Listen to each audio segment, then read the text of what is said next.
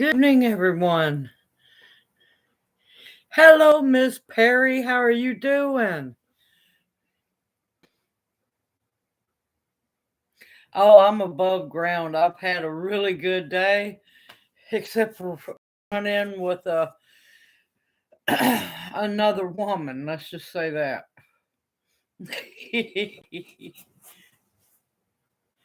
Hey, Sue Ritchie, how are you doing? Yes, it's going to be a little more laid back and relaxed this time. It took me a while to recover from Saturday. Oh, but that was so much fun and worth every minute of it. Yes, here I am. Here I am. I am here.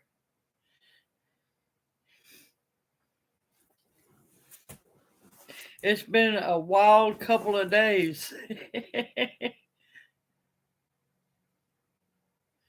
Oh, sorry. Sorry about the ads, folks. I apologize. Hey, Ruth, how are you doing? No, I said I've had a really good day, except I had a run in with a really cranky elderly lady today. And unfortunately, she got snarky with me and I had to set her in her place. I don't like doing it, but don't poke the wolf. And yeah, you won't see the teeth. Oh yeah. Yeah, she was just yeah, snarky. Yeah, she was just really rude.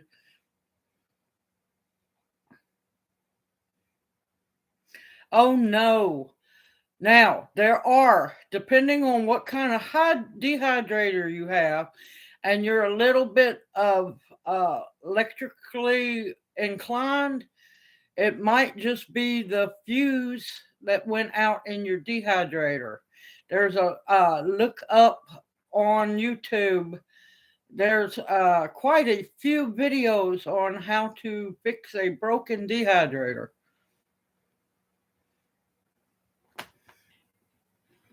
Hey, Starlight, how are you doing?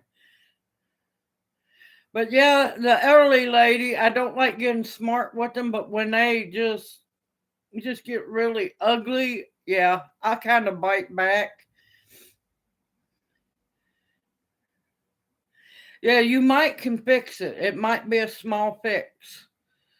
The last video I watched a while back was a really good one, and it wasn't really that complicated as long as you have the tools. Now, if it's an inexpensive dehydrator, it might be better just to buy another one, but they're getting expensive and they're getting harder to find. Walmart's completely quit carrying them. Well, at least in the one that I go to. The one, let me rephrase that. The one I try to go to the least amount of times if possible.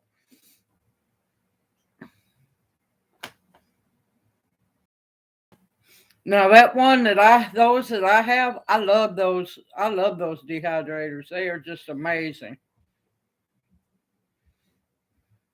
But no, what happened was I was in line because I was shopping. I do weekly shopping for family because they're working all the time, and I shop for them.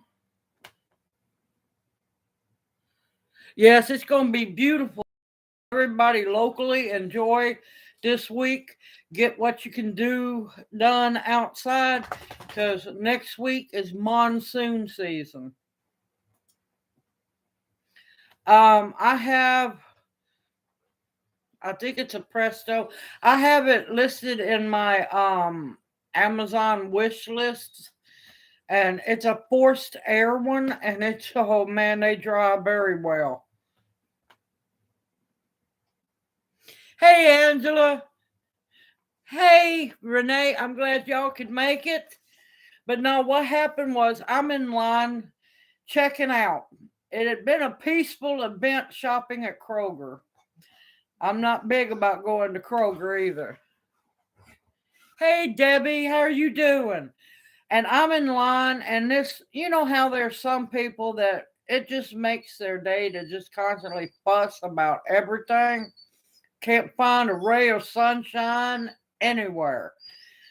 And she was griping and griping and griping about Well, there was only one pack of bottled water. Why didn't they have more? And blah blah blah. And I needed some crackers or something to put in my mouth so my mouth would have kept shut.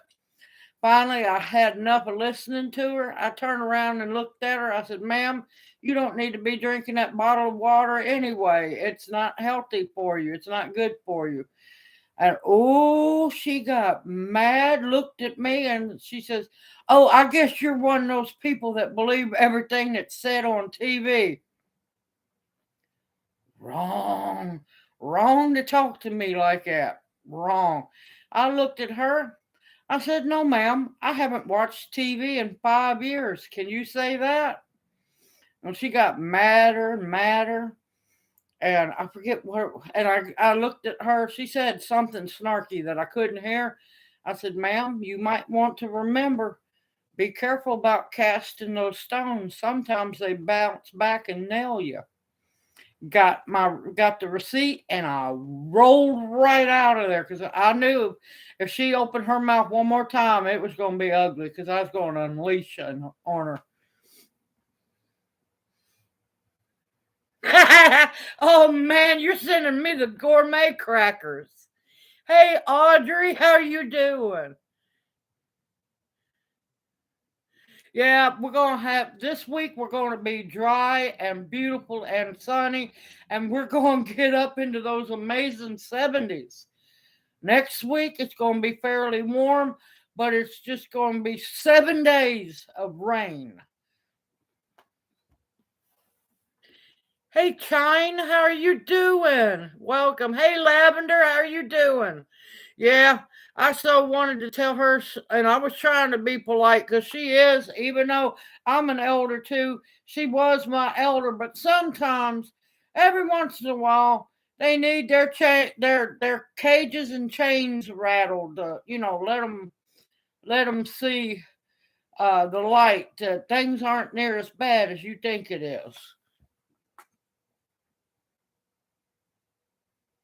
Oh no, believe me, I have to keep myself in check. I've got a really good temper. I've got three bloods in me that ooh, don't stir the pot. Cause yeah, I keep my temper in check very well.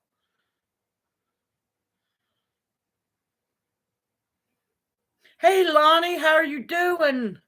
Hello everyone. I missed coming in to chat. Hey Regina.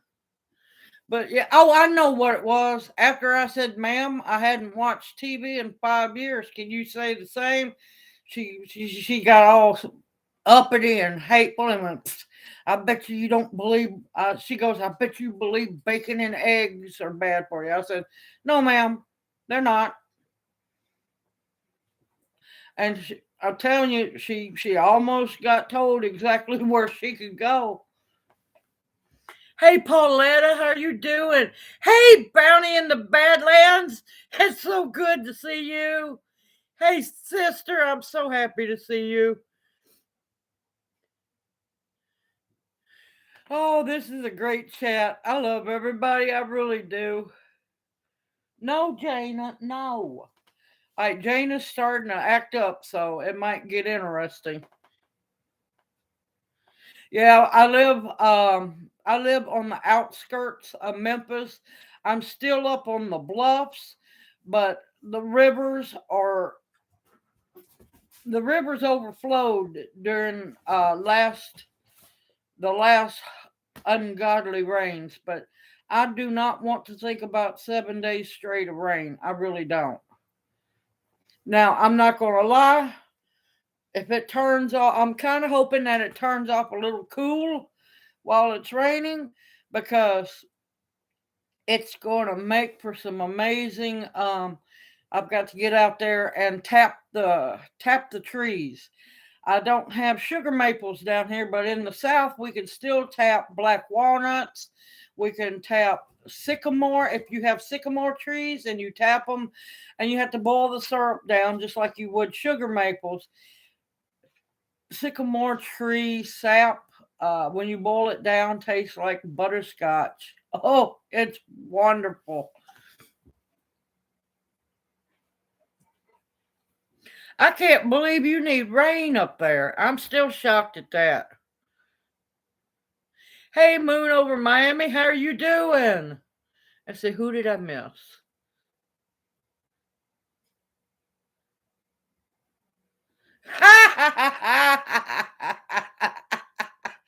Yeah, I love this shirt. I can't tell you how many years I have had this shirt. Hey, Belly Acres, how are you doing?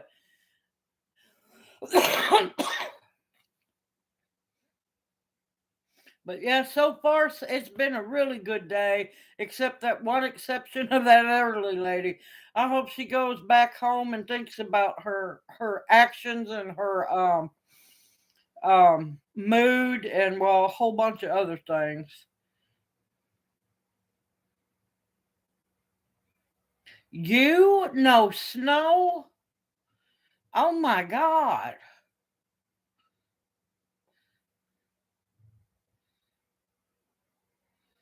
Well, I'm doing great. I'm above ground, still kicking, not near as high as I used to, but I'm doing great. Thank you about the like button. I appreciate you reminding everybody about clicking the like button. I appreciate that. I really do. All right, now. Squirrels have gone to bed. Yep, she's probably trying to bark at the last squirrels. She's kind of mad at me because I made her come in.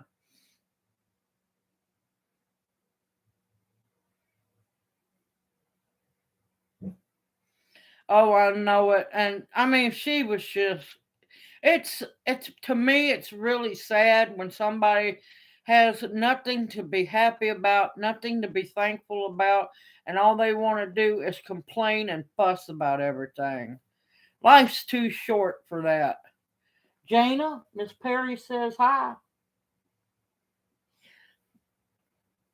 She looked at me like I was crazy. So I, I sent the message along, Miss Perry. Okay, you take care and you have a good shift. Yeah, I hate drama too. Yep, that's all you can do is pray for them or either set them straight, either one. Thanks for coming by, Moon over Miami. You have a good one.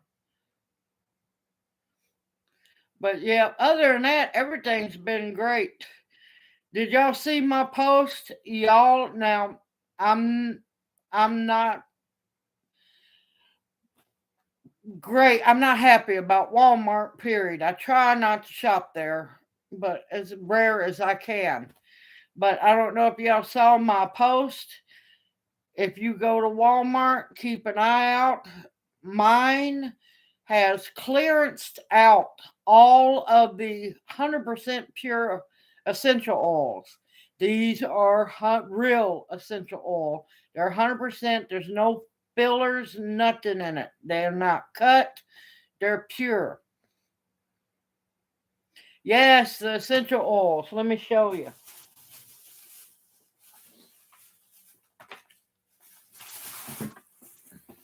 Let's just say I walked out of Walmart feeling like I robbed them. Hey, Tammy.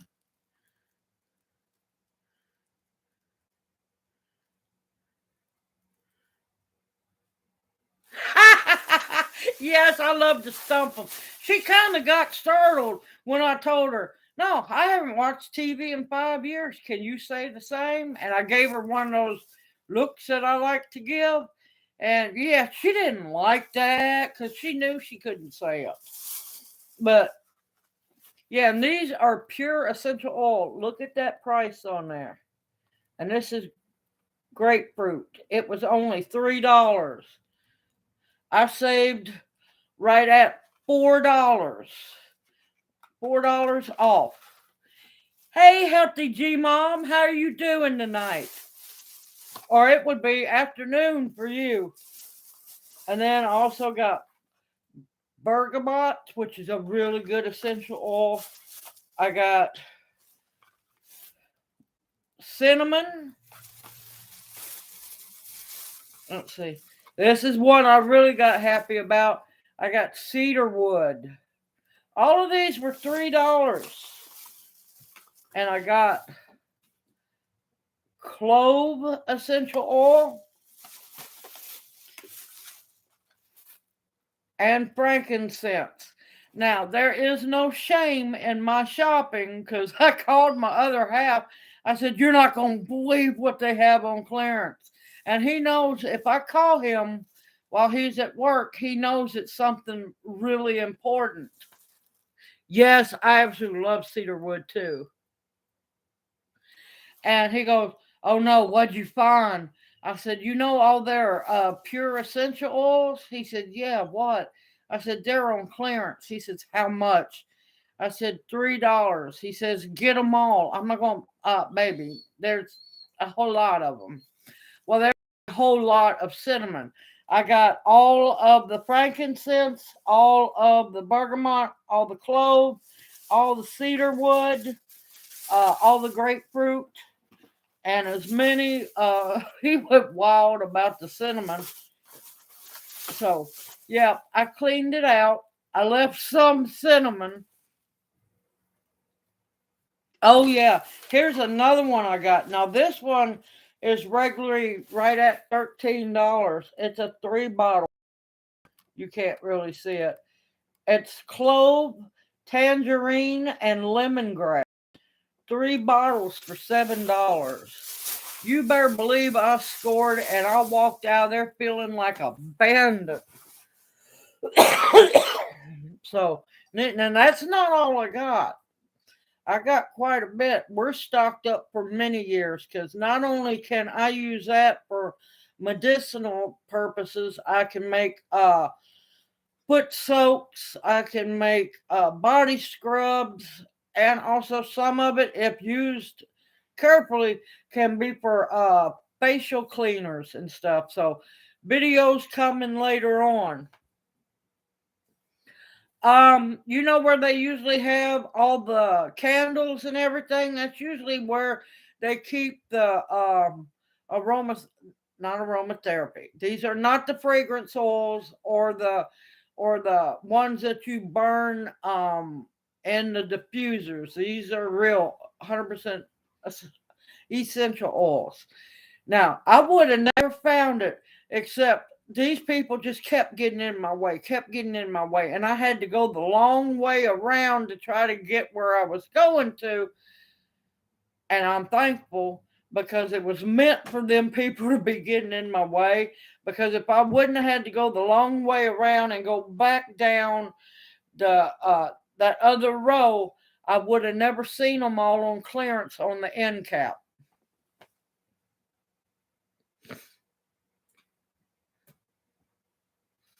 Now, like I said, I can't guarantee every Walmart is clearancing this stuff. Just keep your eyes open because I'm telling you, they are getting rid of stuff left and right like no tomorrow. Kroger, I went into, like I said, I had to shop for family today. Kroger is closing out a lot of food. And of course, once they close it out, we're not going again.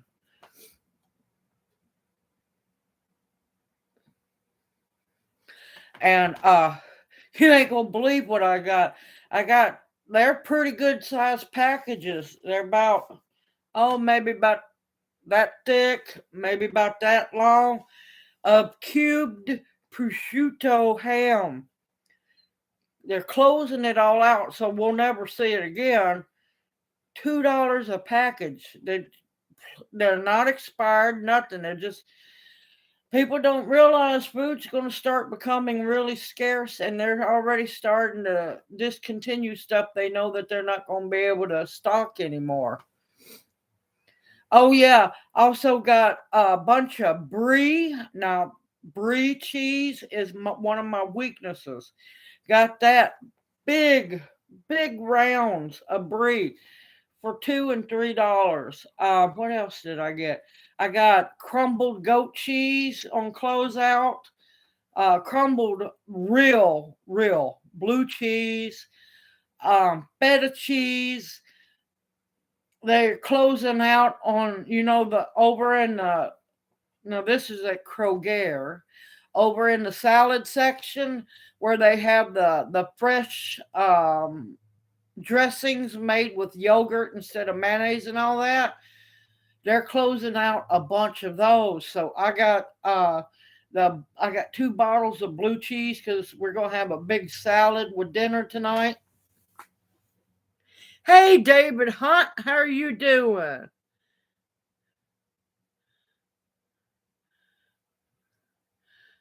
Let's see. I'm sorry, I'm trying to catch up with chat. Because if I get to talking, I'll forget.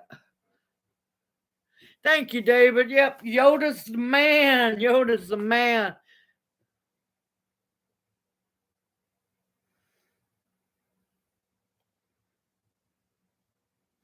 Yes, it was. And of course, now I'm laughing because I'm going to do a video on it.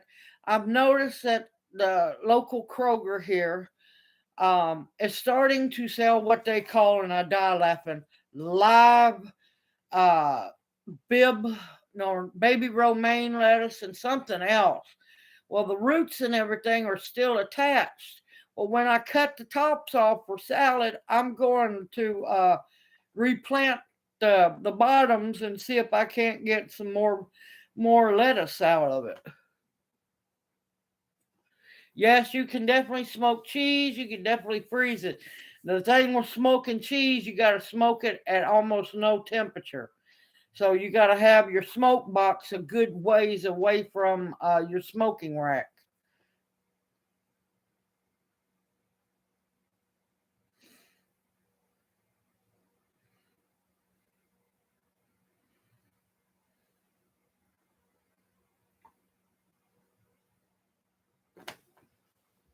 Hold on a minute.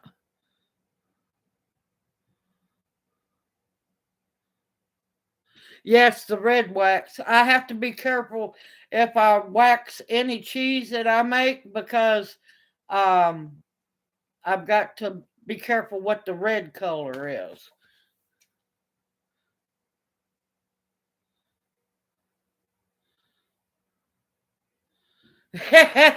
Yes, yes, I have Moxie.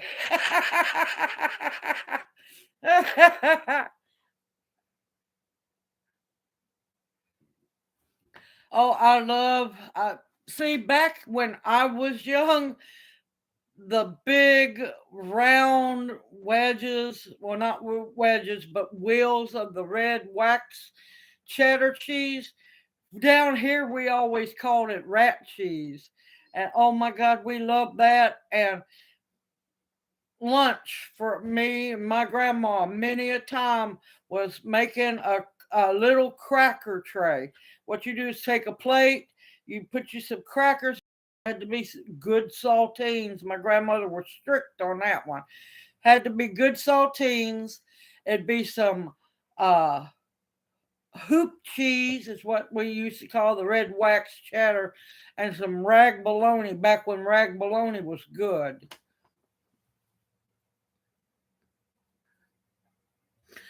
Oh, thank you. Thank you. I try my best. It's called working my tail off. Yep. She's waiting. She's having a heart attack. She's waiting for her daddy to get home. Hey, G Mama Grows, how you doing? Yep, I got sass, I got moxie, and I have cojones. The only thing, most women that have, cojones, we carry ours up higher because we don't like to let them chafe.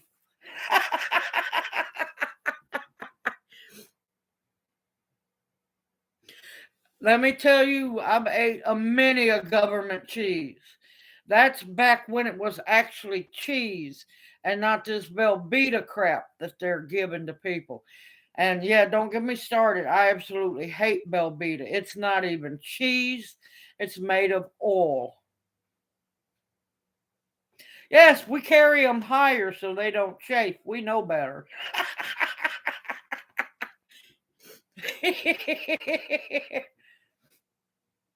I can't help it. I catch a lot of people off guard with that comment. It's great.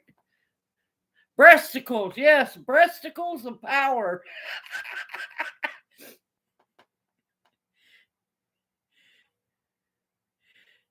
Hey, my Renaissance grandma, how you doing? Welcome to chat.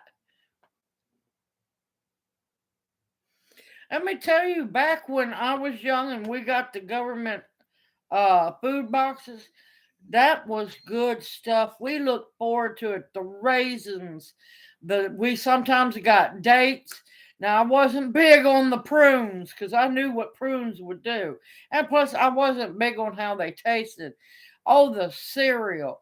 Let me tell you, we looked forward to that canned pork because I'm gonna tell you right now that government pork makes some of the best barbecue sandwiches, and then we used to use it to make barbecue baked potatoes. Oh, it was amazing. Okay, Miss Perry, I'm glad you got to come.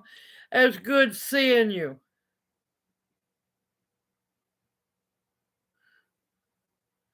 No, I've tried. I can't do the spam. I know. Ooh, I have tried to like it. No, I just cannot do it.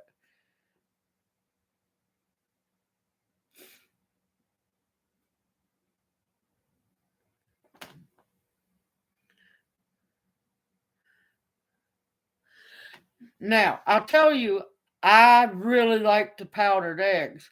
I did not like the powdered milk. There's one reason why most everybody hates the powdered milk. It's because it's powdered low fat milk. I'm telling you, try the actual powdered whole milk.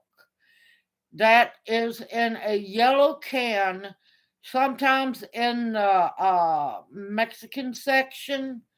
Um, it's a yellow big can. I think it's made by Nestle. Let me tell you, I can mix that up and drink it just like regular milk. It has a little bit of a, kind of powdered milk taste to it, but let me tell you, it is nowhere as nasty as that low fat powdered milk.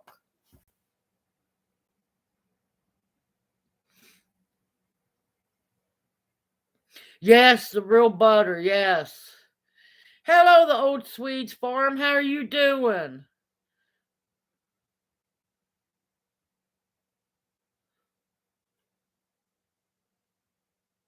Now, I have had horse steaks.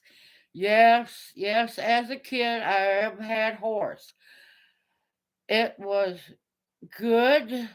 Now, if I had to eat it again, if it was a situation of life and death, you had to eat it, I would eat it. But to choose to eat it again, no, I wouldn't choose to eat it again. But I have had it. It's not near as bad as you think it would be. It just had a slight off taste to me, and it was just one of those taste things.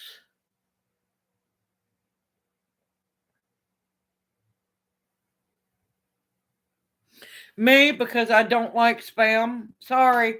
I am a spam hater. I am also a Belvita hater. I can't help it. I do not like them.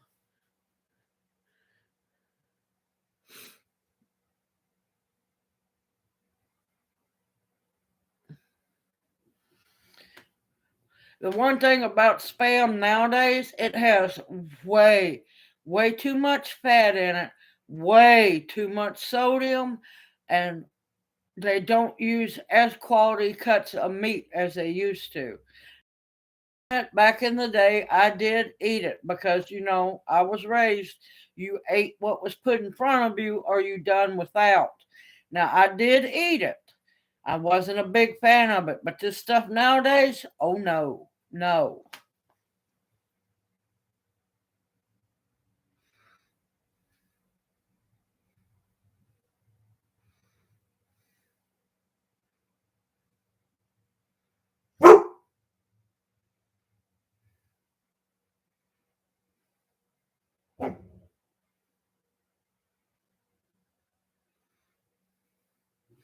But uh, now back in the day, now it does not taste the same.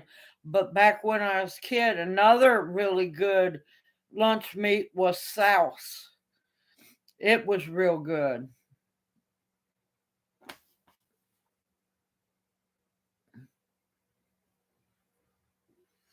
Oh no, I ate what was in front of me because it only took one time of that plate getting pulled out in front of me and having to wait till lunch the next day to get anything to eat. I learned real fast. You eat what was put in front of you.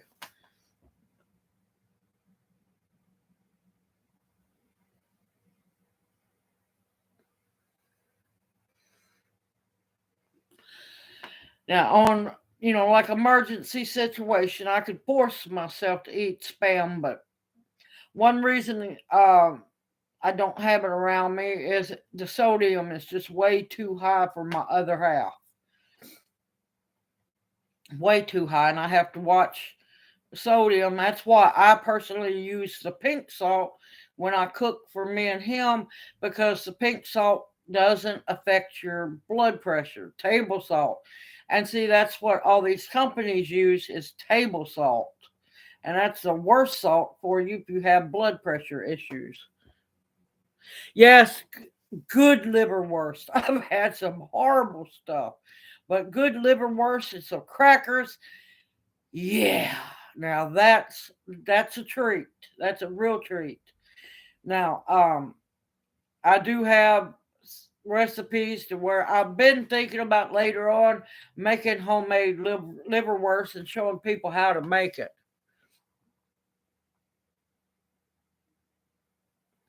It's not slimy. You just need the right person to cook that okra for you. Or as we say it down here, okra.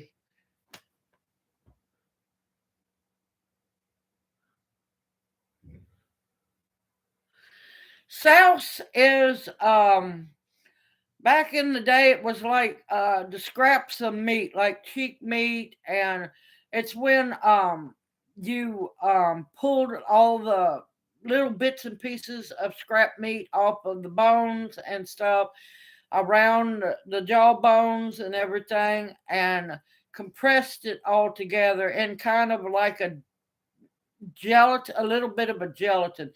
Old fashioned sauce is amazing. This crap nowadays is horrible.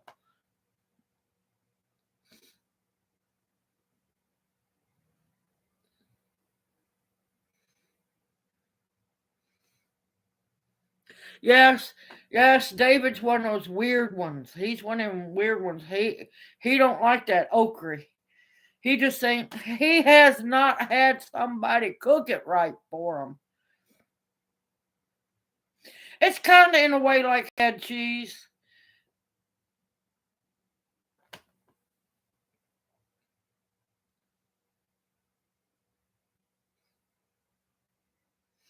Ooh, no, don't put no sugar in no okra. Ooh, ooh. No, I can't. Even though I'm Scottish, no, no, I can't do that. No, no, no. I don't like none of that blood stuff. Ugh. Haggis. That's what I'm talking about. Haggis. Ooh, I tried it. I ate it because I paid too much for it, but man, no.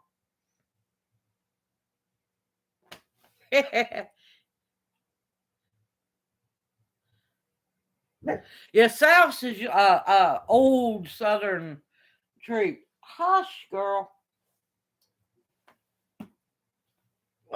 I need y'all to excuse me a minute. I've got to go check on dinner in the oven. Sorry about that. I'll be right back. It won't take me no time.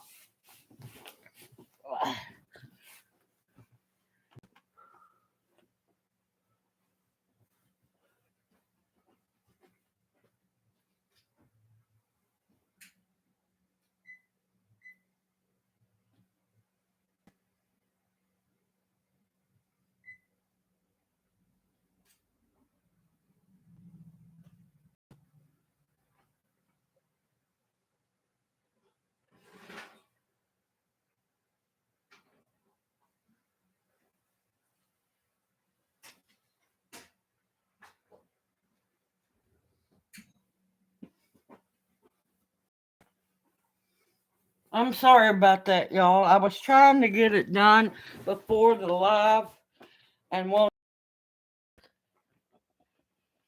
but it's almost done. So that they have dinner for tonight and tomorrow night. Oh, that's okay. If you don't feel like talking, you don't have to talk.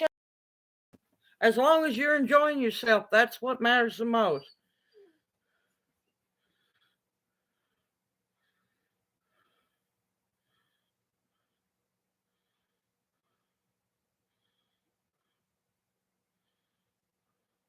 Oh, yeah, smothered okra, stewed okra, fried okra. Uh, oh man, okra tastes good. Yes, and that's just like plants.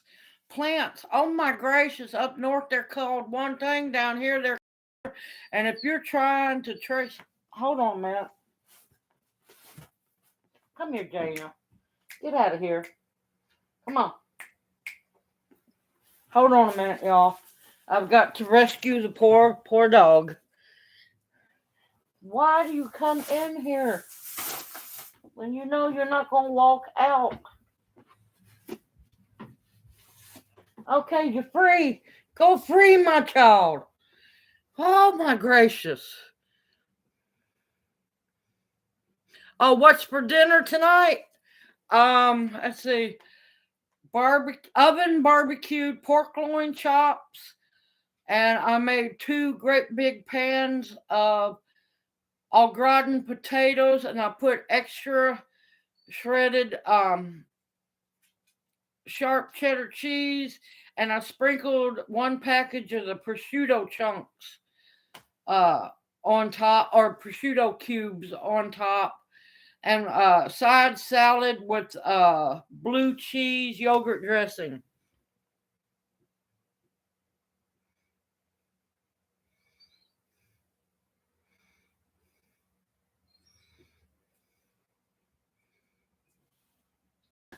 About the only bad fish I hear people talking about are carp, but they're supposed to be good to eat. I have never ate one, so I cannot say. Uh, oh, what's those things? Those prehistoric fish. They call them mudfish down here. Oh, I can't remember. They're called mudfish. I know which one they are, but no, most of our fish are all good to eat.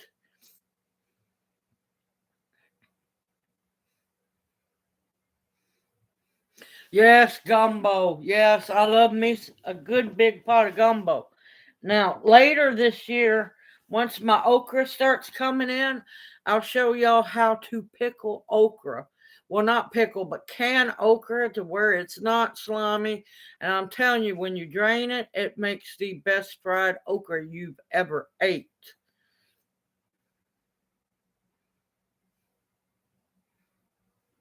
Oh no, I love my catfish now.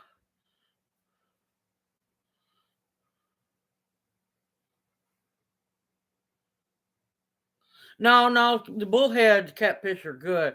Now these are prehistoric big fish with teeth, and I heard gars really good too, and snakeheads are really good too. Uh, no, it's some other fish. Crap, I can't remember the name of it. And they put up a really big fight when you catch them. Um, oh, I can't think what they are. Man, of course the name slips me. Well, the way that I do it, I learned from old Alabama gardener, and that's one of the best recipes for pickled okra ever. No, not sturgeon. It's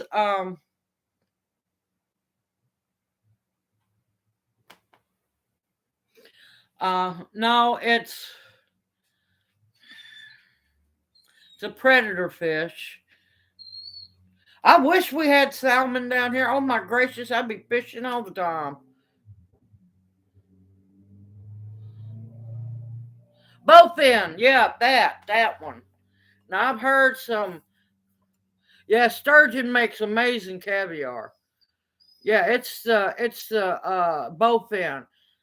People are just tickled to death to catch them. All they do is catch and release. I'm like going, when are y'all going to eat?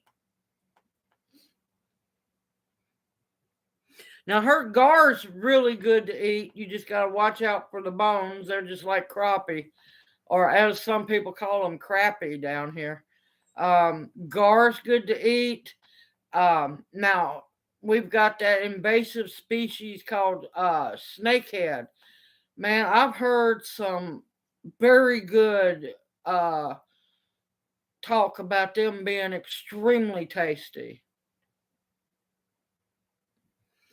Yep, bowfin. Yep, they're a prehistoric fish. Yep, if you fillet them right. I like my crappie, my brim, my sunfish, my perch, catfish, bass, so on. I'd like to get a hold of.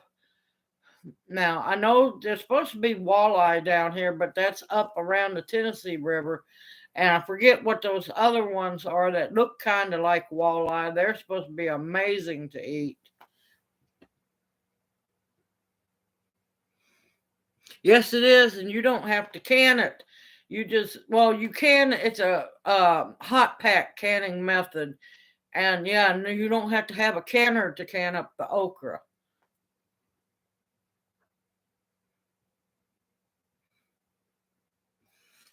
I know some people was having some questions about the apple cider vinegar. I got one of my jars here.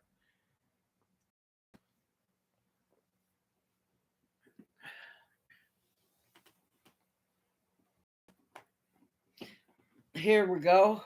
Now, if you can see, don't worry if it starts getting cloudy. That's perfectly fine.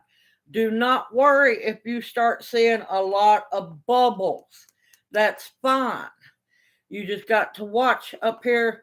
See, I have a little too much liquid in it. I might have to pour some off, but I think I might wait and enjoy that wine first. But if you noticed, most of the red has already been taken off the pills. That means this is a very, very active beginning apple cider vinegar. Now, a lot of people don't know. Now, you got to watch your bubbler. Now, I'll admit it's easier to put either the coffee filters or the muslin on top and use either a screw band or a really strong rubber band. It doesn't bulge so much. You got to watch your airlock. I've done cleaned the airlock out once because I had just a little too much fluid in it. But a lot of people don't know that first you have to make the wine before it turns into the vinegar. So basically, now it's going to, since I didn't use that much sugar, which you're not supposed to use a whole lot of sugar at all to make vinegar, it would be a very dry wine, but a good wine. But what you do, now I'll tell you, it depends on how long the bubbling action keeps going. It'll be 2 to 3 weeks before I'll strain it out. Now, every 3 to 4 days, and you want to make sure that whatever tool that you use, your spoon or anything, is extremely clean because you're going to need to stir it. Make sure no big pockets of air is forming in the middle. And you want to absolutely make sure that those apples stay below that line of liquid so that because if they pop up above the line, you will get mold. And now let me catch up.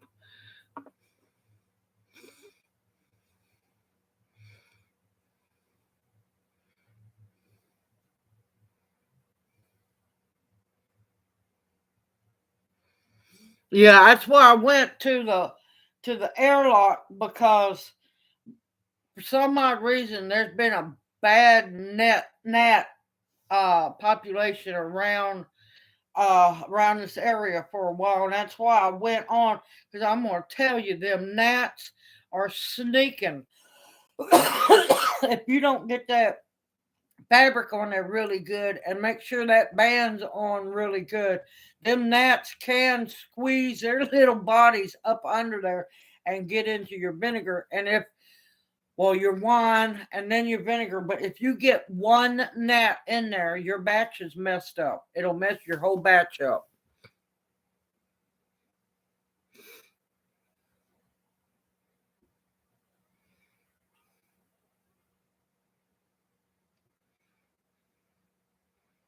Oh, no problem. I understand completely. I'm thankful that you come in to chat. Good to see you.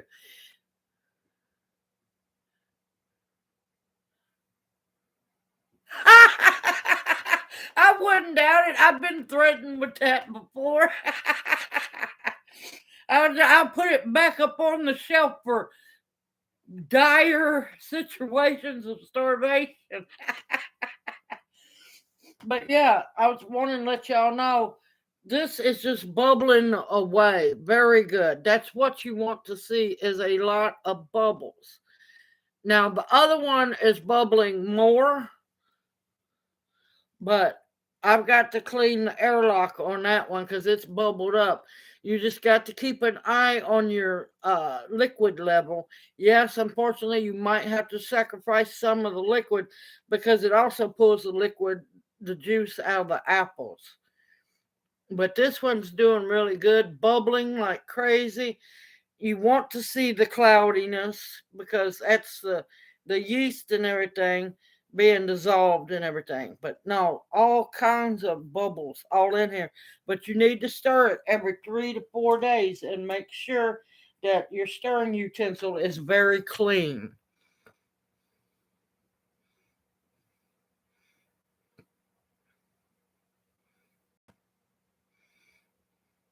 It's turning into wine right now. Once the bubbling stops, that's when it's wine. Uh I'll do wine videos later on because I'm waiting for it to warm up a little bit, and that way I don't have to worry about. And these are doing extremely well on top of the refrigerator, but I don't. I want to be able to do the wine out into the shed. That way I don't have to worry about doing a whole bunch of lifting and everything. Because lifting a 5 gallon jug full of wine and fruit is not fun off of the top of a refrigerator. Oh no, you ain't late. We're still a rolling. It ain't 8 o'clock yet. Yeah, about 4 to 6 weeks. Now I have some amazing. Last year I made some muscadine and no, it was year before last. I made muscadine and I made apple wine. Just like this method, I use a little more sugar. And all I done was use cores and peelings because I was making fried apples to can. And I just saved all the peelings, the cores, and let me tell you, that wine is absolutely amazing. It's a sweet wine, and when you drink it, you know you're drinking apple wine. But no, don't you worry, you're fine. You're not late. You made it right when you were supposed to. But yeah, just keep an eye if you use the airlock because it can get to, because I'm telling you, this one and that other one got to fermenting really well. So I had to stir it down real good and take out a little bit of the liquid in it, but I don't want to take out too much. But main thing is you got to make sure that those apples stay below that liquid or you will get mold.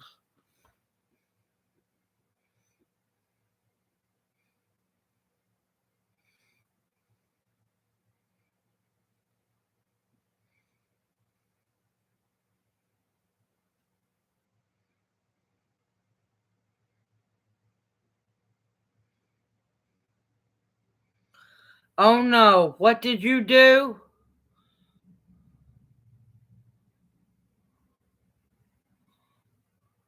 Wait a minute, what did I miss? I missed something.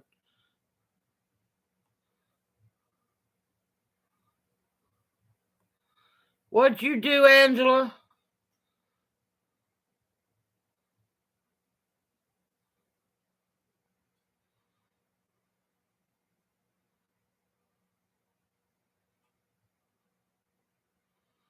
Oh no, hold on. I don't even know what a metatarsal is. Here we go. Somebody talking big language to me. I'm gonna have to look this up. I ain't touching the laptop. I ain't. I'm not having chat disappear again. Yep, already spelled it wrong. M-E.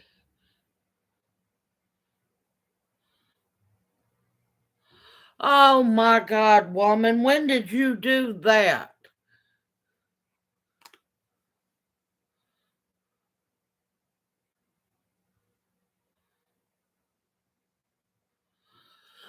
Oh Lord, broke foot. That scares the daylights out of me because I have those 2 stress fractures in mine.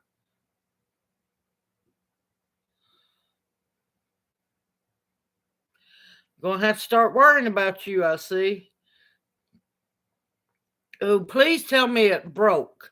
Did it completely break or is it a stress fracture?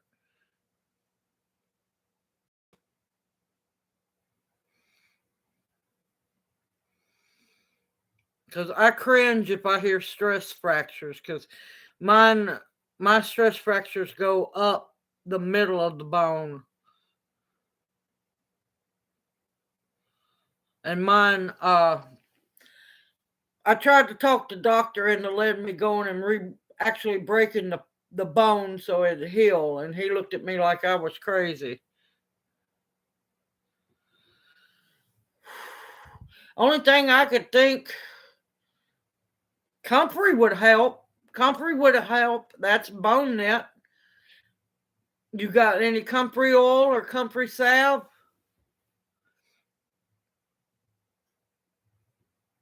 Ooh. Ugh.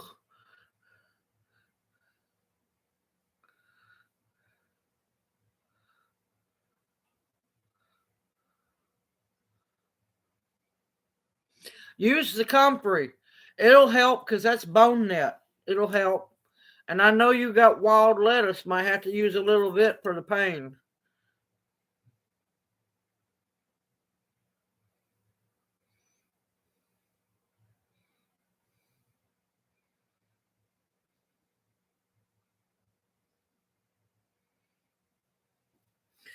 Man, woman, I'm gonna have to watch you.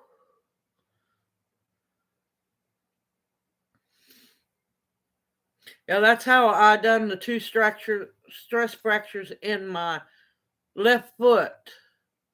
I was sweeping and went and took a step and my foot rolled.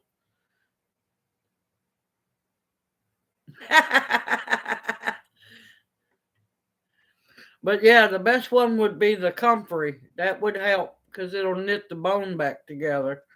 It's the fact of having to touch the foot to rub it on it. But if you got the oil, you could use a cotton ball, and that way there's not a whole lot of touch involved.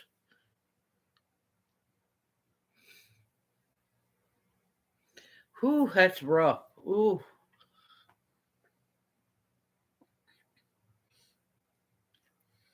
But yeah, I'm trying not to think about the foot because I'm thinking about my foot. Ugh. Try and forget about it because it don't let me forget that it's there. Every once in a while, it'll pop back open and go, "Hey, I'm still here." Nothing like taking a step and feeling like you stepped in liquid lava.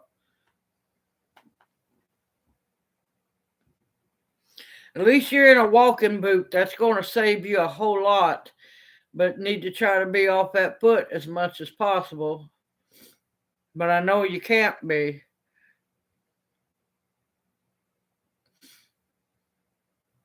Tell you, those walking boots, best thing they ever invented when it comes to broke feet, legs, stuff like that, torn muscles and stuff, and walking boots are a blessing.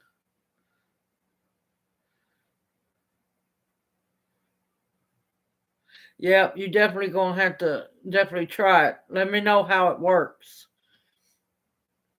If it don't work, we'll figure something else out. It's gonna take a while.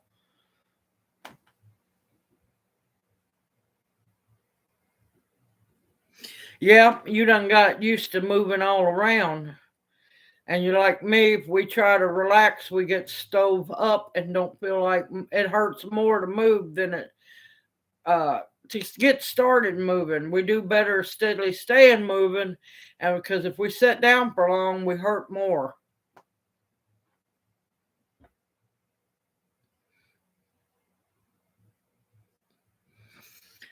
Oh Lord, no, I can't stand I can feel a spaghetti noodle on the floor or a tiny blade of grass.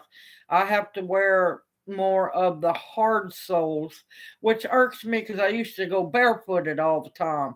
I am so tender footed now, it's not funny.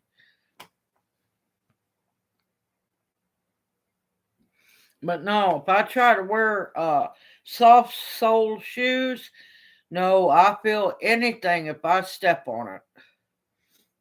And it's aggravating.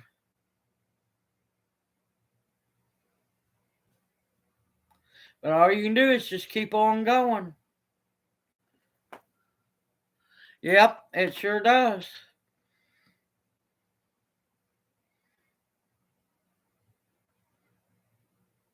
Oh, and I was going to tell everybody that seeds will go out in the mail tomorrow. I have been trying to catch up, enveloping them up and everything, and I had to go get more envelopes because I thought I had plenty. I thunk wrong.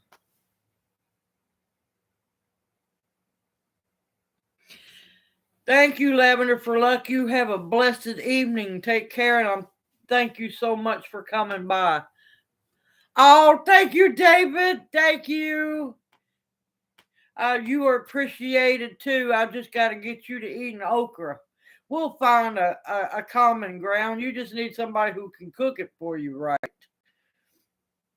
Because I'm telling you, good fried okra is not slimy.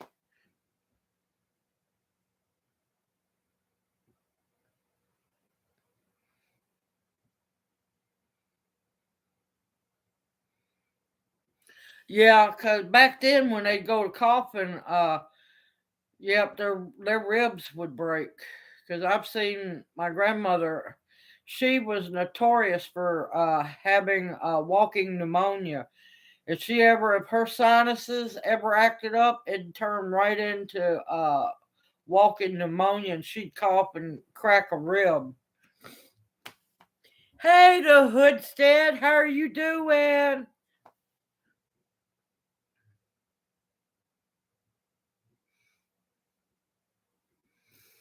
Now, tell people if you drink a lot of coffee like I do, you got to stay on your potassium supplements. If you don't do the supplements, you got to make sure a little tablespoon or swig of blackstrap molasses once a week will do work wonders. We have to stay on our potassium because the coffee leaches potassium out of the bones. And believe me, I'm not slowing down on drinking my coffee, so I take the alternate route of making sure my potassium stays up. Oh yes, I'm having a blast doing lives. I really am. Yes. Or down here, some people say molasses.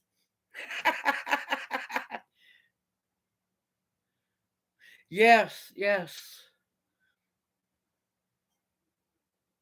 Oh, believe me, my blood type is coffee. So I have to stay on it.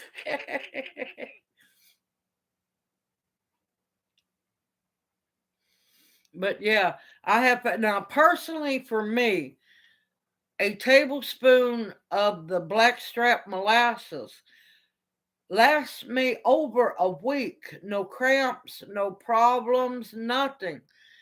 And I'm like, well, it's better to take to me, it's better to take 1 tablespoon of molasses, have it last that long instead of daily potassium pills.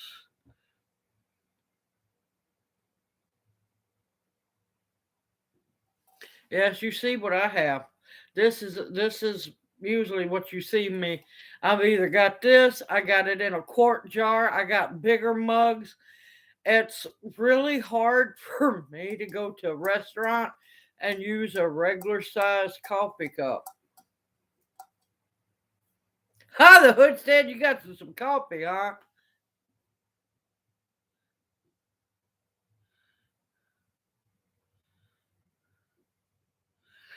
Now, another thing, not only will that blackstrap molasses work or potassium pills, the blackstrap molasses works faster. It works faster than bananas do. Another thing about the cramps and stuff, uh, have you been taking any magnesium pills? Because your magnesium can be low as well. A lot of people don't know that.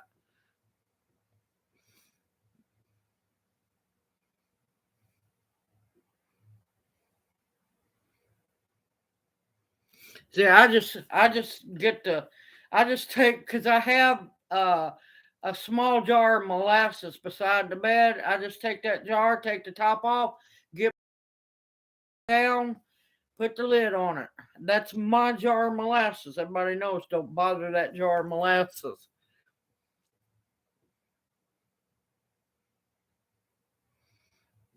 Yeah, the magnesium.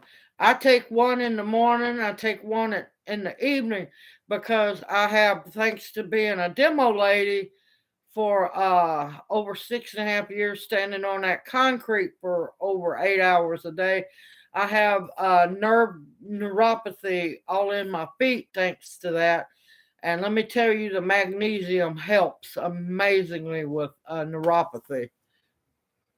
Hey, Red, you made it.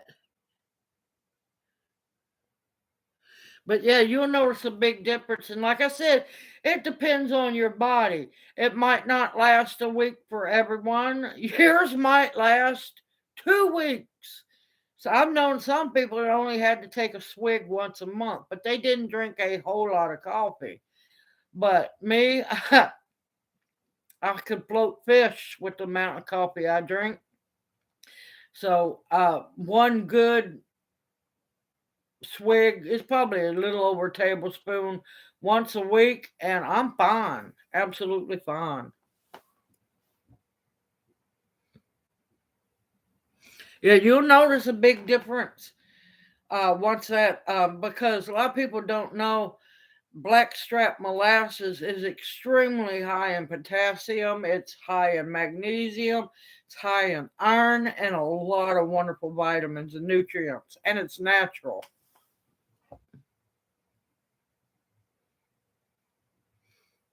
The magnesium, yeah, the magnesium will work wonders for that.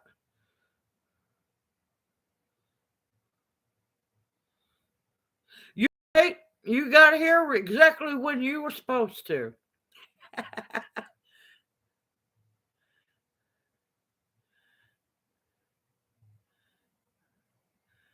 But yeah, I try to get my lives in so I'm not competing with anybody else because I want everybody else to have time to do their live stream. Now, next Monday's live stream, I'm going to have to figure out another night to do it on because, well, we got a letter in the mail and they put up a big sign just down the street from us. They're having a big meeting at City Hall. They're fixing to destroy all of that I go harvest in back there for some kind of big, either another HUD apartment complex or of all ungodly things, a trailer park. Now, don't get me wrong, I have nothing against them. I do when they're building stuff in floodplains. You're not supposed to build in floodplains. I got to go to that. Me and my other half, he's actually taking off work, which amazes the daylights out of me. We're going to that meeting to make our voices heard that that's a floodplain. It's not supposed to be built on. And if they decide to build on it, I'm going to be so busy this coming next few weeks when the stuff starts popping up, because all of that's going under the bulldozer, and I'm going to try to save as much as I possibly can.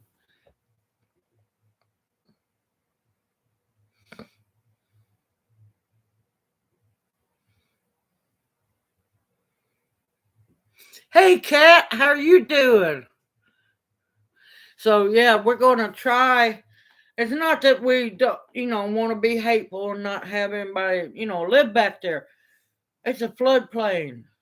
You're not supposed to be building something that's possibly low income housing on a floodplain and causing people to lose everything they own. So we're going to go to that meeting and let our voices be heard. And if they do end up going through with it, I I found pawpaws back there this last fall. I'm going to dig up as many of those as I can. Hopefully they'll take, because they're notorious for not liking their roots disturbed. And I'm going to have to dig up all the trillium that I left back there, because I only gathered so much. And I wanted to leave it so that it, multiply more. Well, them bulldozers don't care about anything medicinal, so those are going to have to come all up. I'm going to have to try to dig up as many of the little buckeyes that I can find, and we're looking for elderberries and everything else, because it's all back there. Oh, they're planning a big some kind of big development back there, back kind of corner behind us and along down the street. And it's all in a floodplain. You can't build housing in floodplains. You're not supposed to. And I'm hoping that they decide that they don't want to. Oh no, there'd be some people dying if they was coming in there trying to do it on my garden. Uh but no, the wilderness back behind my garden. Well, there's a railroad right there, a one-track railroad. Back behind that is the woods, a lot of the woods that I go back into and get all medicinals and everything. And then a little ways from the railroad is a big, beautiful creek. And they're fixed to tear all that down to build either another HUD apartment complex or a trailer park. Oh, believe me, I plan on getting the EPA, because there's all kinds of wildlife back there, and of course they care less. I ain't saying nothing about medicinals back there, because yeah, they care less about that. But it's a floodplain. You can't build in it.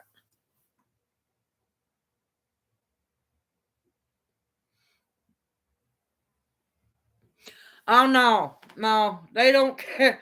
They don't care about that, because a lot of the volunteers that come in, the younger ones, it'd be too dangerous for the older ones to go back in. Not saying that they can't do anything, but I wouldn't want them, because it's jungle back there.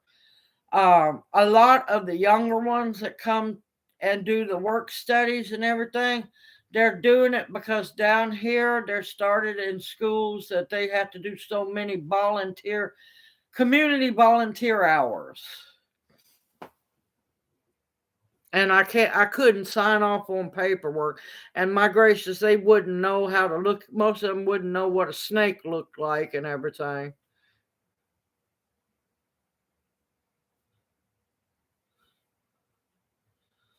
It's the city that's wanting to build it, so it's already pretty much the state.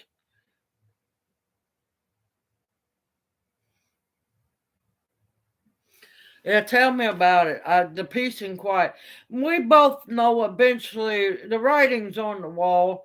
I just got to realize how to get that winning lottery ticket so we can get us a farm and get away from this area. I mean, we love where we're at. It's one little acre paradise in the middle of chaos. But we know eventually we're going to have to move to get away from the city with what's coming down the pike.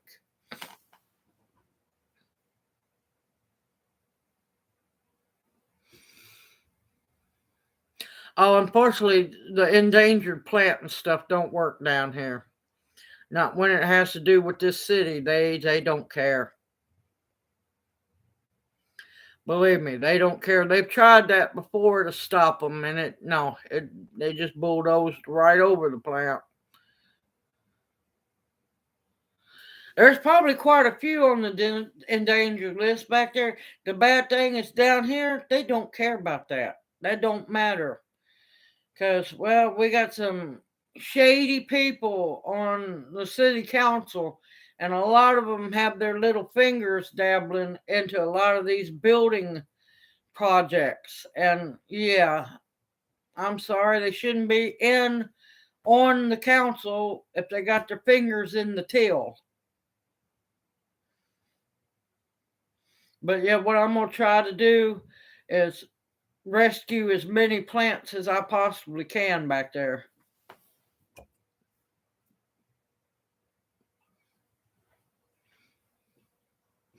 So here's the main problem. It would be me and my other half that would be fighting it because most of everybody else around the community could care less. Now, and you just got to understand, I lived through this. I watched how people act and everything. Now, if there were blunts involved, oh, I could get the whole neighborhood behind me. The whole neighborhood would be behind me, but they wouldn't remember what we were fighting for. Most of them don't care. They throw garbage down on the ground. They don't care. They really don't. I'm going to have to make a short to show just the garbage that's on the neighborhood. I've never been around people that just throw garbage on the ground, throw it out the window. They'll stand there, eat a bag of chips or something, and they just toss the bag on the ground. They don't care.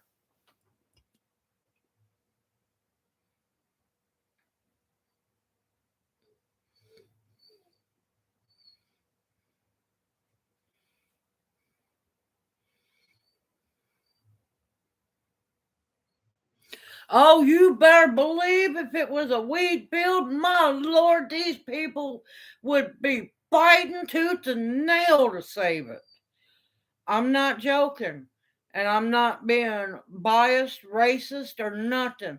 It's sad. They don't care. They just don't. They don't. And yeah, if it was a weed field, well, one, they'd have to have some of the most trained security guards to keep that weed field safe.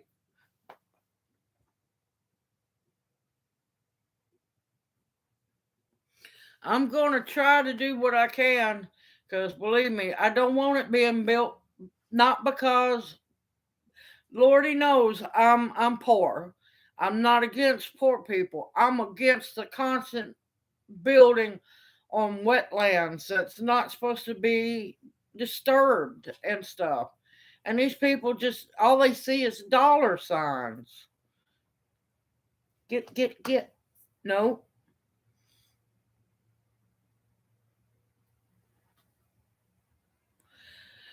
There's a lot of medicinals over there. That's where when I went medicinal turkey tail hunting, that's where I went. What I'm gonna have to do is get a lot of the oh, I can't think because I'm aggravated because of all of this stuff.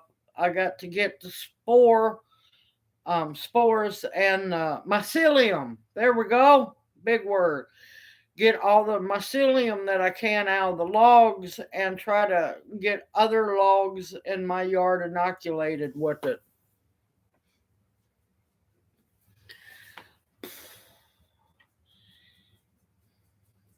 It's probably a good 10 acres or better back there. And Lord forbid some land stay unused around this city. Man, these people going crazy. I think it's at least a good 10 acres at least.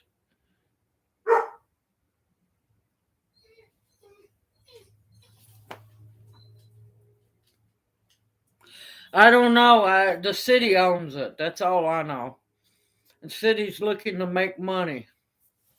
They're looking to get that grant money to build housing.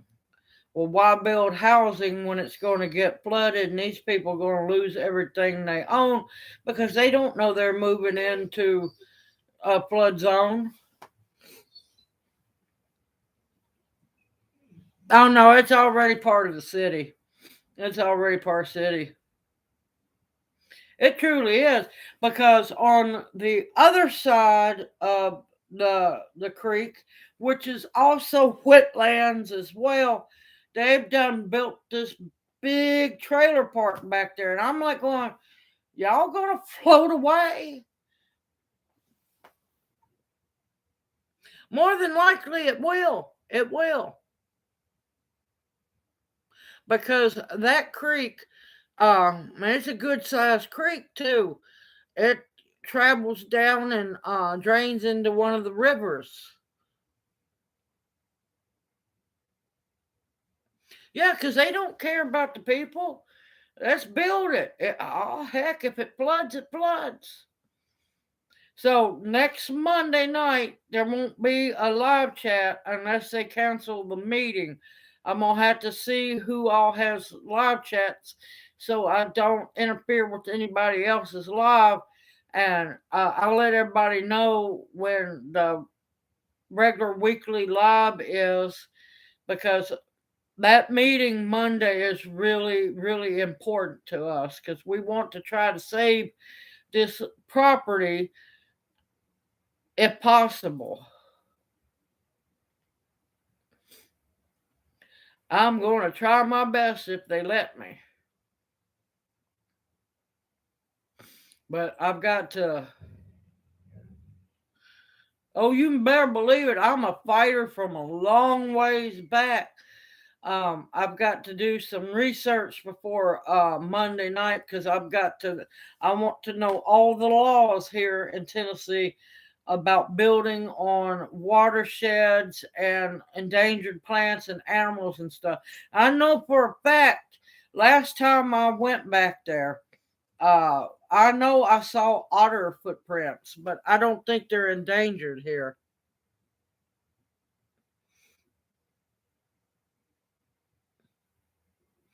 Yes, I absolutely love going back in there. It's so relaxing and peaceful.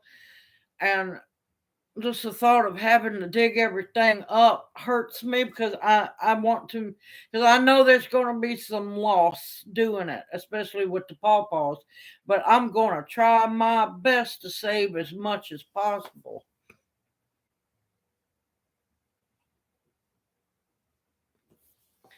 Because when you don't talk about it, they don't say nothing. And most people down here don't do the research and get everything covered.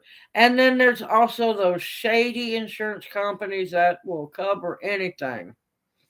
And it could be also be an insurance run through the city too, because the city's shady as can be. I'm not going to lie about that one.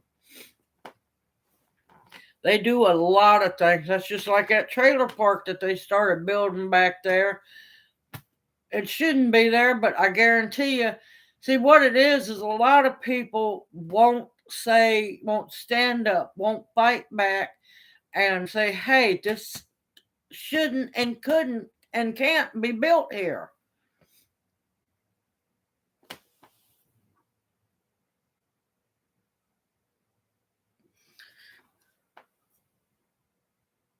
Oh yeah, them insurance companies get paid off, believe me, because if it ends up being like a housing complex. Yeah, there's a lot of government money involved in this, and it's going to be shady as can be.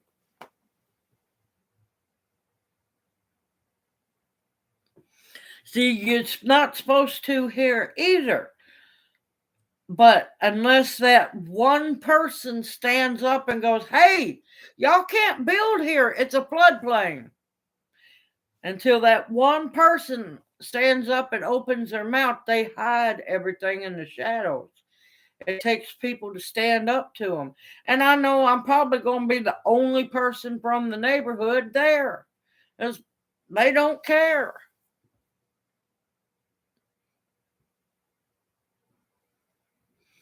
Yep, I got a big job ahead of me, and I got to even watch my back even more.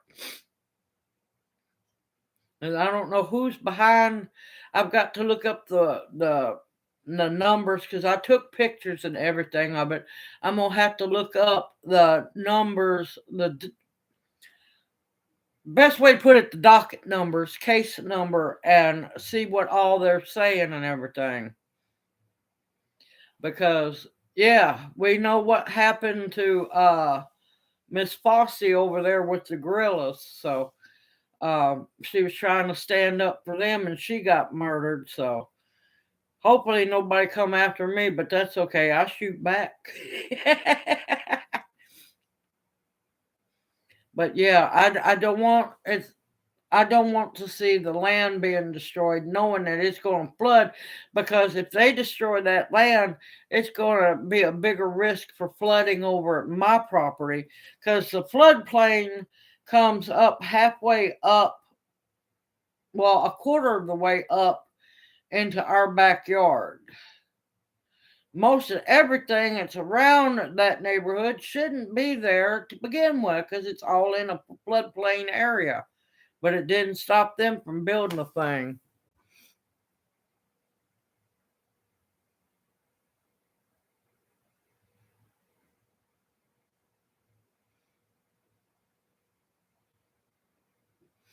Yep. Oh, it's definitely a floodplain. Definitely, without a doubt.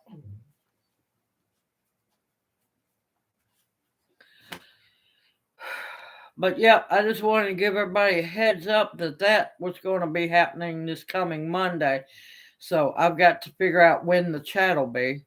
And of course, if if they don't give me no grief, I'm gonna video record the whole meeting, and and hopefully I won't need bond money because I'm going to video it one way or another.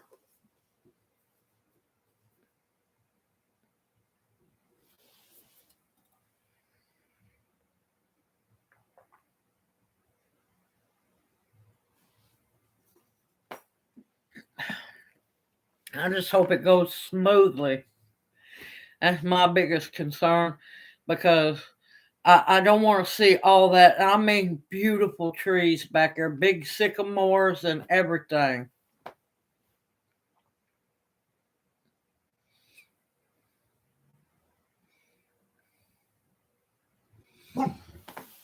Yeah, that would be great. Yeah, because this old girl will fight. Like, don't you lay your hand on me. You don't want to touch me. No, I don't have to cut this camera off. I can record this. I'm an American citizen. So hopefully I won't need bond money. But I'm going to try my best. I'm going to see what all the options are for me because I just don't want to see it being destroyed because everything that they just clear everything. I mean, scrape the soil down to where it's just naked. There's no life in it. And yeah, they don't care about slashing and burning and clear cutting or anything.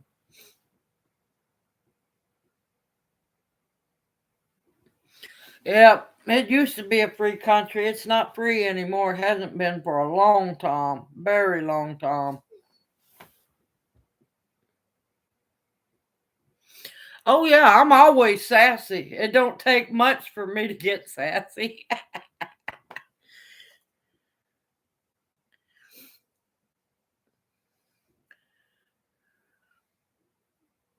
I'm going to try to. I tried to get a hold of the EPA to do something about the creek because whoever had a business or something down the creek just threw just one tire.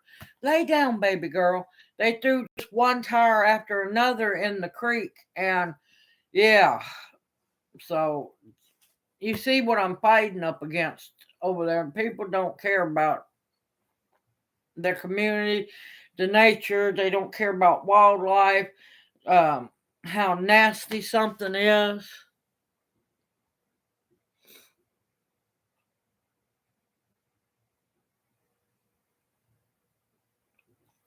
You would think, you would think, but they already have that one massive apartment complex. If I'm looking at the house, there's already one massive apartment complex on the right of me. Now, I will say that the railroad track, we might have. There's one guaranteed train through there. It comes through the morning and the evening, and that's Amtrak, City of New Orleans. It heads up to Chicago at night, and it comes right back through in the morning, heading to Nolans.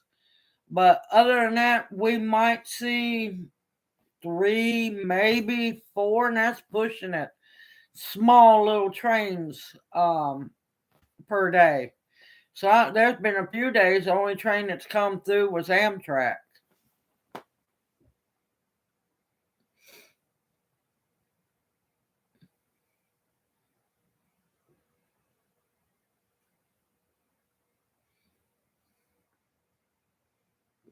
Yeah. I got some of that, and what I'm gonna do is cut the top of it off, and I'm gonna plant the bottom. See if I can't go and grow me some more lettuce because it's already organic, or they say it's organic. We'll see. I'm kind of leery of all that stuff now because they're coming out with all kinds of crap. That's just like, not that I eat at KFC. I quit eating at KFC a long time ago. I found out that yes, they're cooking that impossible meat and crap in the same grease that they're using for the regular chicken.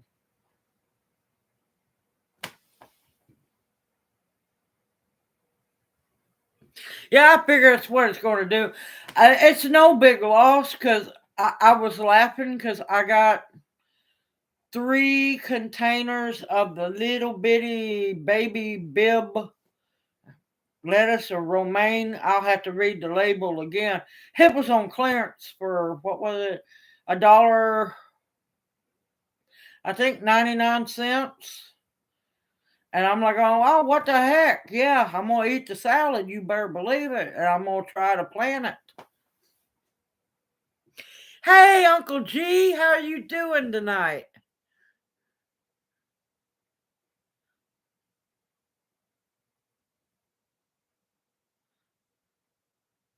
Okay, it's so good seeing you, sister. I am so glad you got to make a live, and I promise I will get caught up on our chats. I apologize. I've just been busier than a person should be, and I feel bad that I haven't answered the chat, and I'll catch up. I promise.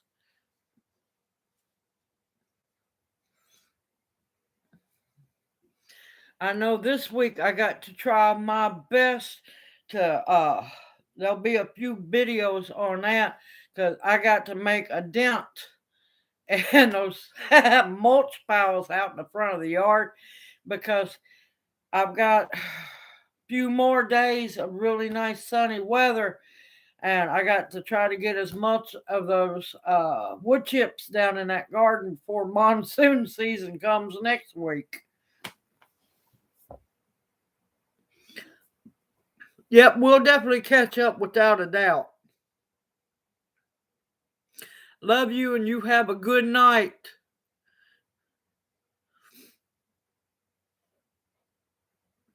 But yep, things have been busy. And weather's been crazy, but what's new? Uh, the other, let's see, when was it? It was Saturday. We had more sleet and freezing rain.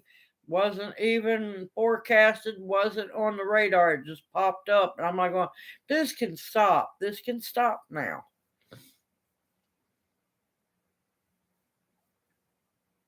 Anybody had any questions or anything? Uh, hey, Tanya, how you doing? Hey, Chuck, you made it. Now, earlier in the chat, I talked about the apple cider vinegar. When the live chat post as a video, you might want to catch about kind of beginning of the chat.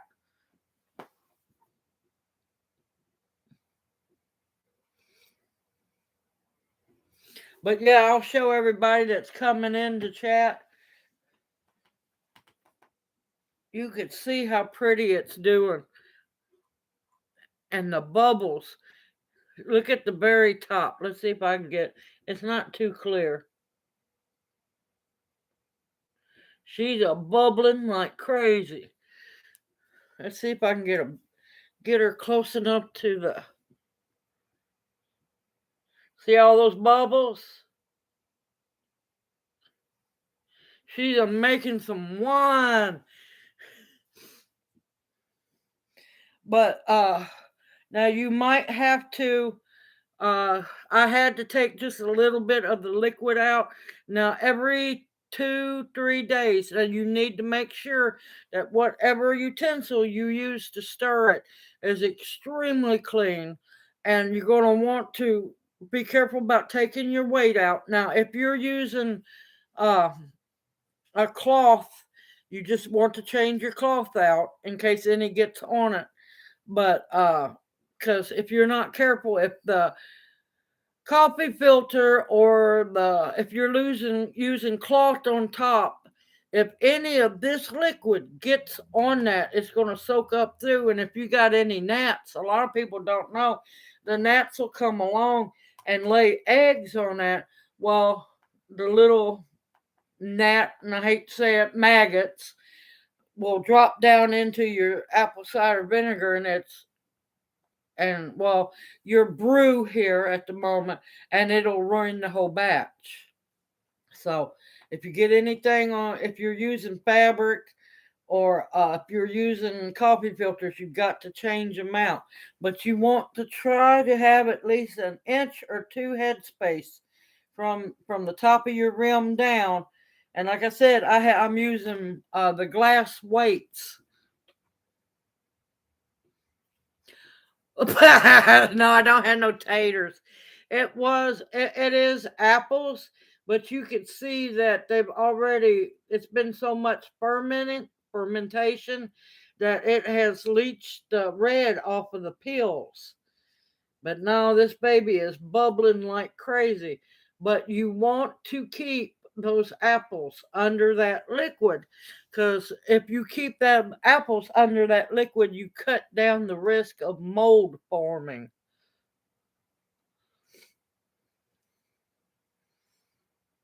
Well, I'll tell you, if you done it a certain person's way, you can't use brown sugar. Cannot use brown sugar. You have to use pure cane sugar, and definitely not that much.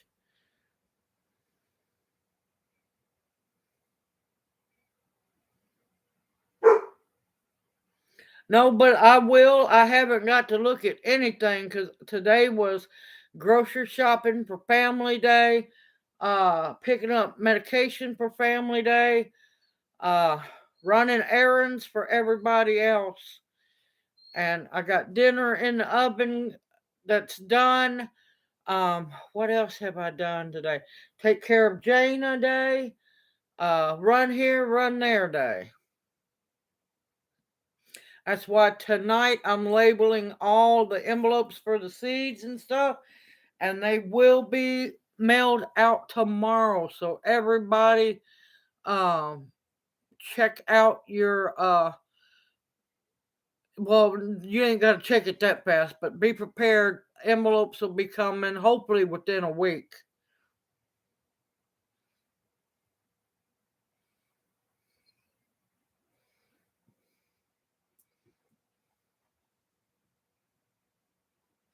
It's a fermentation kit. The kit, thankfully, Tammy blessed me with it, the sweetheart that she is. I always take time for y'all. Y'all are family. I take care of family, and I enjoy talking to y'all. I really do. I wish I could have been chatting a whole lot sooner. But yeah, if you look now, I'm not affiliated with Amazon or nothing. I keep If you notice, my Amazon list is called the shopping list. A lot of the things that I put on there is I've been blessed with, thankfully, by you wonderful people. Y'all are absolutely wonderful. But it's also a list for me to remember. Oh, I found that. Oh, I'd really like to have that eventually. So now, if you scroll down my Amazon list, if you click on the link in any description box on my videos, this is sold as a kit. You get 6 of these lids, you get 6 of the grommets, and you get 6 of the heavy solid glass weights and 6 of these airlock bubblers. I call them bubblers because that's what I've always been, around the older people, they always called them bubblers. These are what you use to make wine with. But yeah, here's another good view. That is an extremely active ferment going on. And that is absolutely what you want to see. Absolutely what you want to see. But these are going fast. I am happy. Now, I will tell you, depending on how long it takes for these to ferment, it can take 2 weeks to 3 weeks. I'll do a heads up post in my community tab to let y'all know when I go to do a video about straining it and getting it ready to go for the next part of the phase of making vinegar.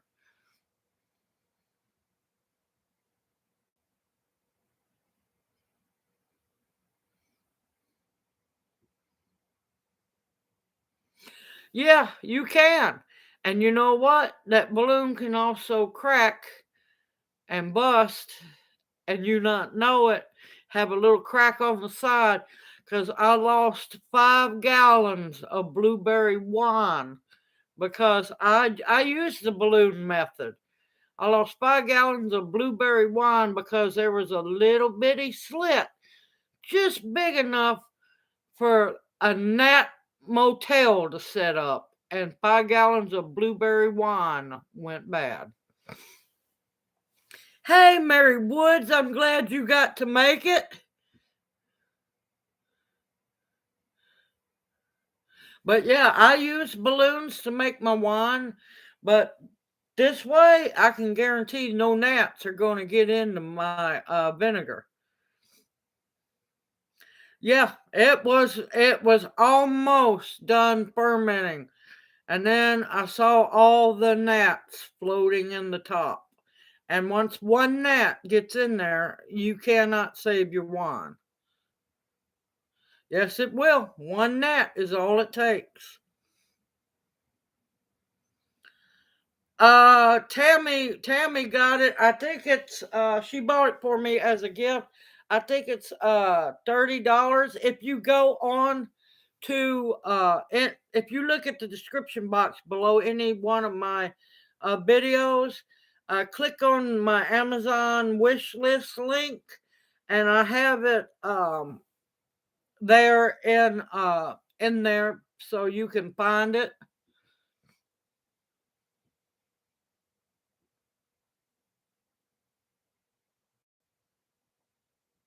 Now I have had wine start fermenting again. So sometimes it, Jana, Jana,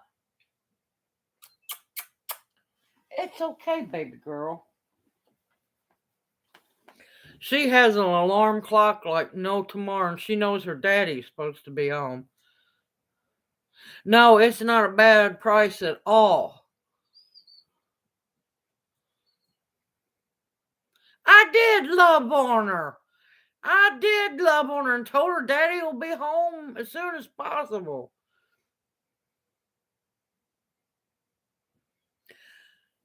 Healthy G Mom, I haven't been home at all to read any email whatsoever. I have been driving for 6, 7, 8 hours today. I have been to 6 stores shopping for other people. I will get to it, I promise. I've got to check. Calm down. I got to check emails tonight so I can address envelopes. I promise I will get to it.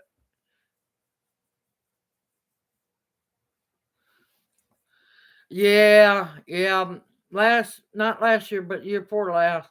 I made 5 gallons of apple wine and 5 gallons of apple wine and 10 gallons of muscadine wine.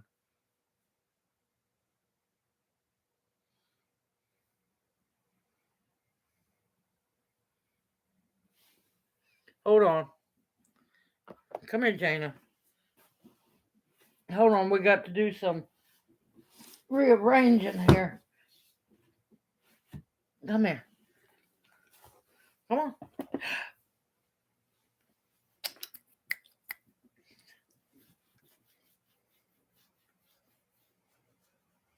Now she hates cameras and she knows I'm recording, so she's not going to look. I know you don't like it. But this is the Jana, the one you always hear. Okay, get back. Oh, God, you're too heavy. My God. She's the one that you hear barking in the background of a lot of videos when I'm in the shed.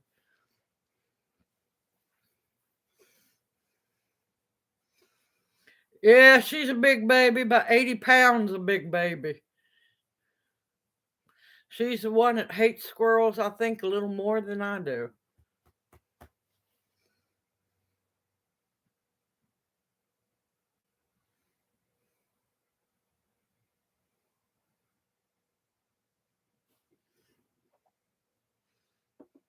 Did you use, Leah, did you use the brown sugar or did you use the cane sugar?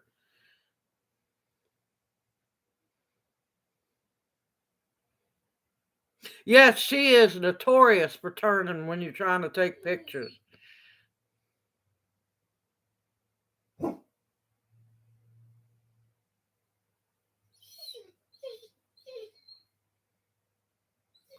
Well, it shouldn't have stalled on you. Did you leave the apples chunky or did you puree them?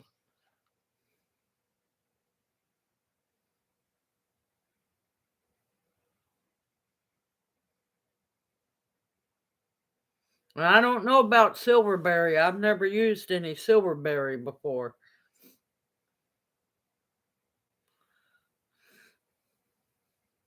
I'm hoping to get to harvest some either possum grapes or some fox grapes this year, but I'm not holding my breath.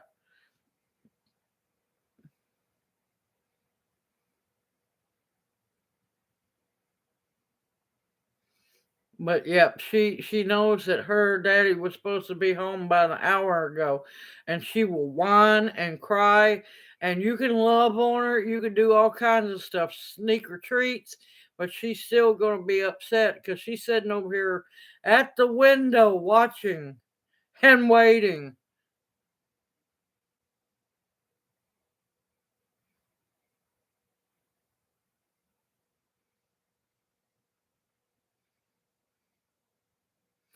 Oh yeah, I haven't had any luck using that sugar before. I use the white cane sugar because a lot of times the molasses in the raw sugar can mess up vinegar.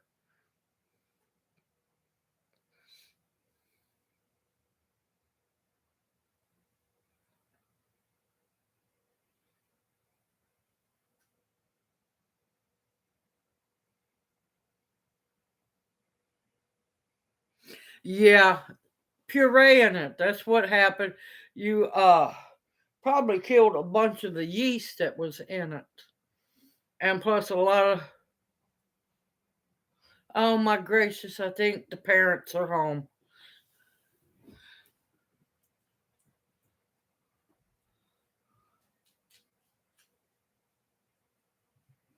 But yeah, I don't puree the fruit. You leave your fruit either chunky, or if you're like making raspberry vinegar or something like that, you leave the berries whole. Because blending it and pureeing it causes a whole lot of juices, and yeah, it can water things down quite a bit.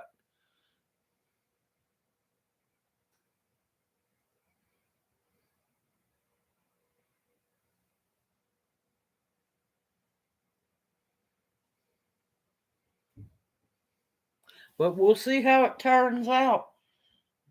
If nothing else, we're gonna have some wine. But it should be fine. It should be fine. I know I got to clean the other bubbler out because the other one's just gone crazy. It's lost its mind. Ow. But other than that, everything's going good here.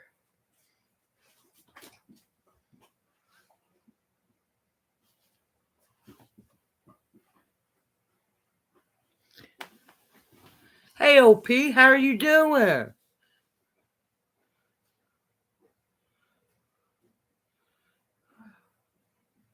But yet later on, like I said, I'll get started on making some wine.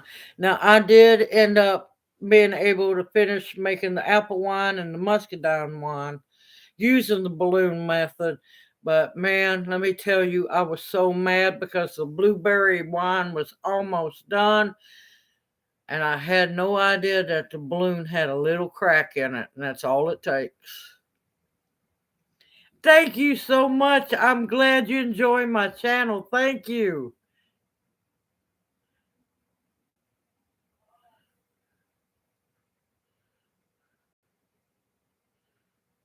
You got it in a good warm place too?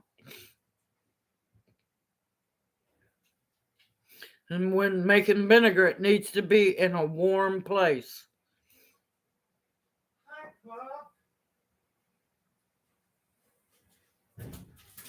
But yeah, it sometimes it takes a while for it to make it. All depends on the situation.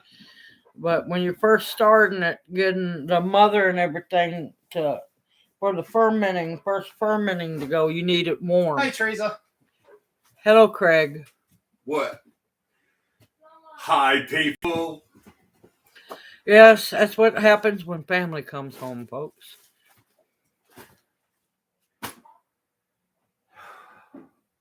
Is that for me?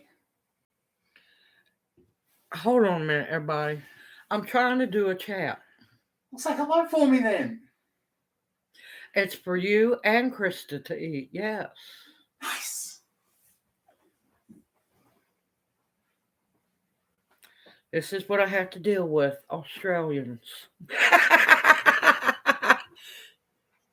You love it.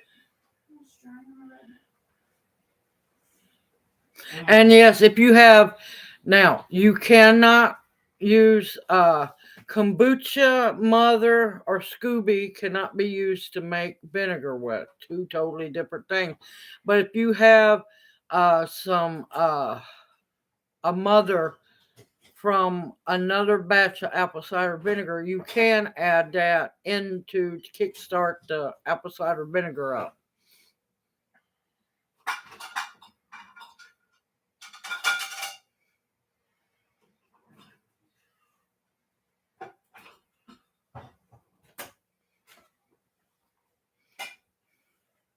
But yeah, he's the reason for the chicken salt recipe. Fucking Yanks, I know what you're up to. Look, it ain't my fault because you come from the land down under. And it's not my fault y'all all back assward. Look. Why do women prefer Australian kisses? I'm on a live chat, Craig.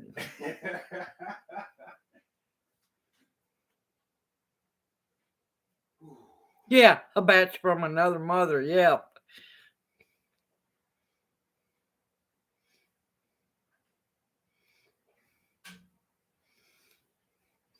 But yeah, if you've seen, cause I've seen people that have like these half-gallon jars just full of different mothers saved up. I'm like going, whoa, y'all need to be making stuff with that.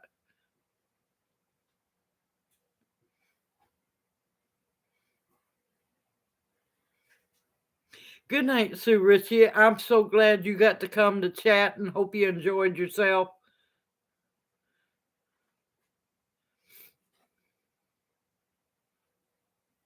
Cause yeah, I've seen the Scooby hotels, but they have like the mother hotels for apple cider vinegar because they can make a Scooby just like the kombucha does. And I'm like going, let the mother be free.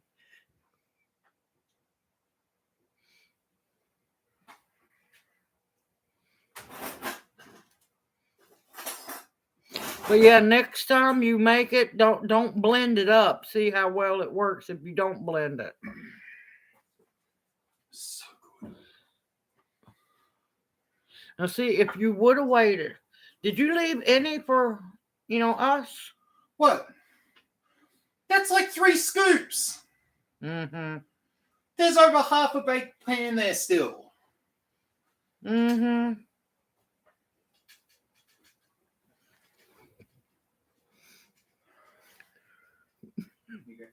Sorry, folks. Sorry. But trying to get back on track. I forgot where I was at. He does it on purpose. He really does. I lost track. Yeah, that's what I was going to say. Next time the next batch you try, don't puree the apples. Leave them kind of chunky like I did. He's a grown ass man. He's not a boy. He's grown. Don't do it, Craig. I love you so much. I'm going to leave you be now. Don't make me come up in there and embarrass you when you're playing wild now. Oh, believe me, I'll get him. He knows better. But no, he grown ass man. Yes. Well, supposed to be. That's not fair. Back in your box. Yes, my gracious, he plays WoW.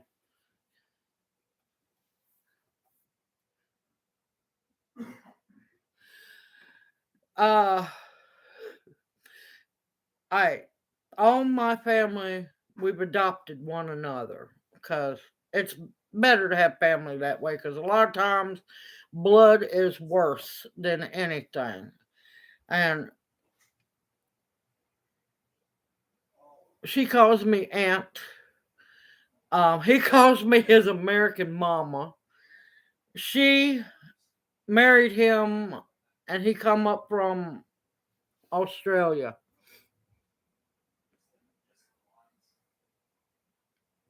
Oh, believe me, he knows. I've done threatened him with no making no more chicken salt.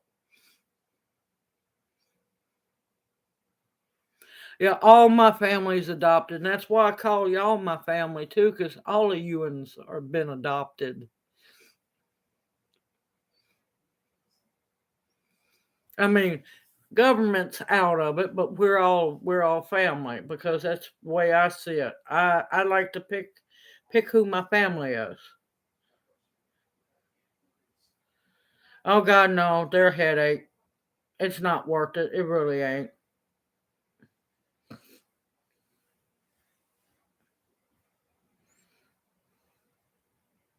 Because a lot of times, yeah, they are a lot of players out there. But he's been threatening that he was going to act up in one of my lives, and I told him I'll get you if you do. I will. He just don't realize it's a coming. You missed my video on making the chicken salt?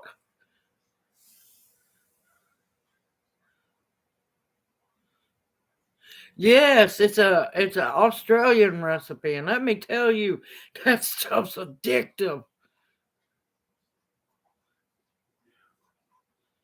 Yeah, I'm good with typo knees, and what is that? And Kong Tay to you.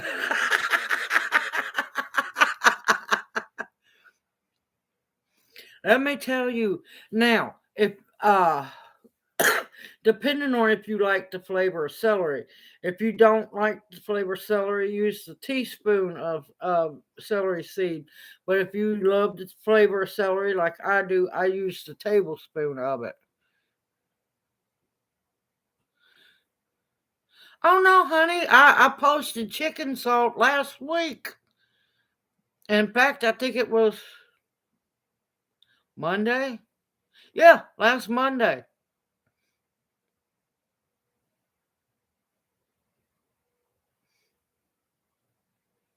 Yeah, Contes, everyone, Contes.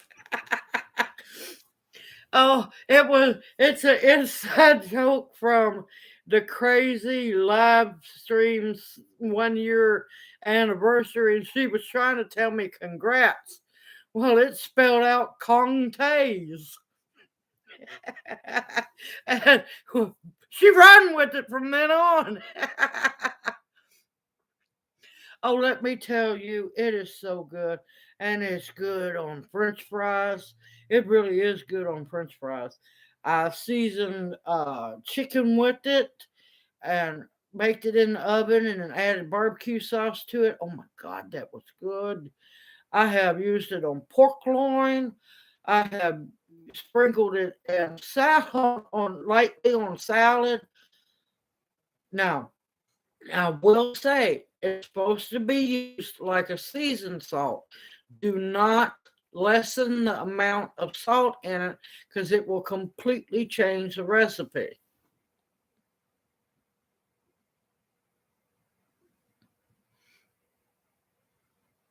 Not on peppers.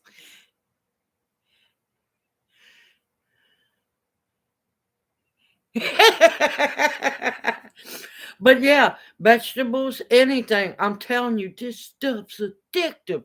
Now, one thing you will want to do, uh, it's called chicken salt for a reason, because I use. You're supposed to use good salt, bouillon or dehydrated stock, chicken stock. Make sure that the dehydrated stock that you use is not a paste. Don't let it be a paste. It needs to be flour free or gluten free. But that's because that way you can sprinkle it on without cooking it, and you won't be tasting flour in your raw flour in your food. Porpoise. But yeah, up north in some places, purpose almost sounds like porpoise. Believe me, the talk to type is still trying to learn my southernese. I get so aggravated with that and finally give up. Yeah, I get so sick and tired of hearing about gluten free. I really do. I mean, let's see, what was it? Lemonade. It was a bottle of lemonade. Gluten free. I'm like, oh, well, hell, I hope it is. It's made with lemons and sugar. It better be gluten free. Orange juice. It's gluten free. Well, let's hope so. Because somebody's got some explaining to do if an orange is bred with some wheat somewhere. You got some explaining to do. I mean, it's common sense, people. I'm sorry if you have to be gluten free, but Lord have mercy. Let me tell you, some of that gluten free food is bread is horrible. I've tried. I've made gluten free bread for people. Man, I tell you, that's some heavy bread.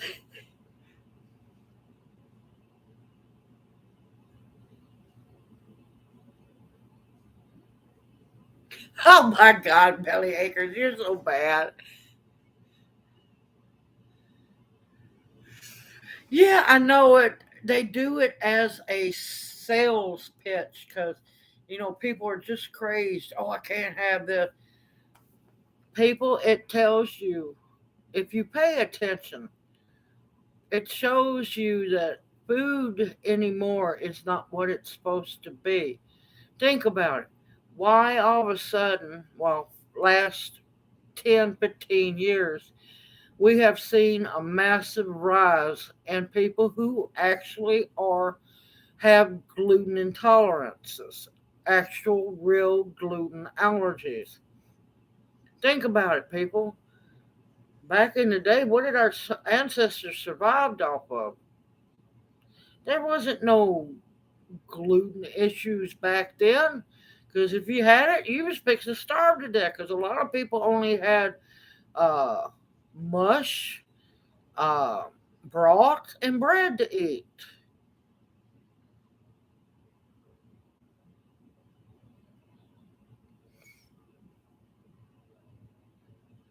Hey LP, how are you doing? Welcome to chat.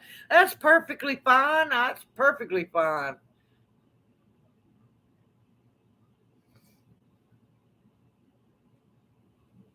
I know it. I know it. I know it.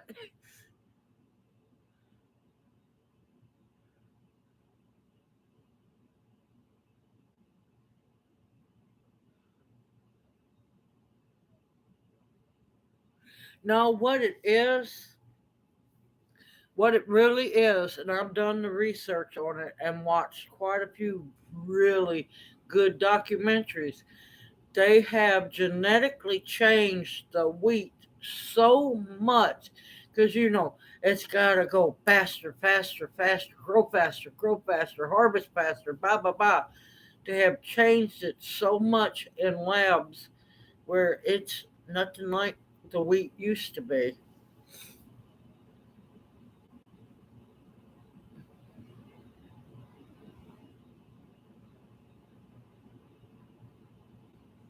Yeah, and the pesticides don't help.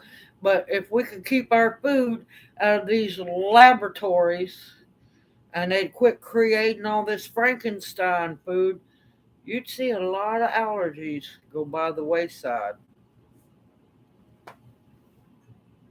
Preservatives is another one, yes. I mean, they're using, like, I'm allergic to red dye 40. Well, a lot of people don't know red dye 40 is crushed up bugs. It's pure crushed up, these like Egyptian beetles. And I am allergic to it. I cannot, and I have to read every single label of everything before I ever even cook anything. And that's another reason why I cook from scratch. I cannot have any form of artificial sweeteners. They make me deathly sick.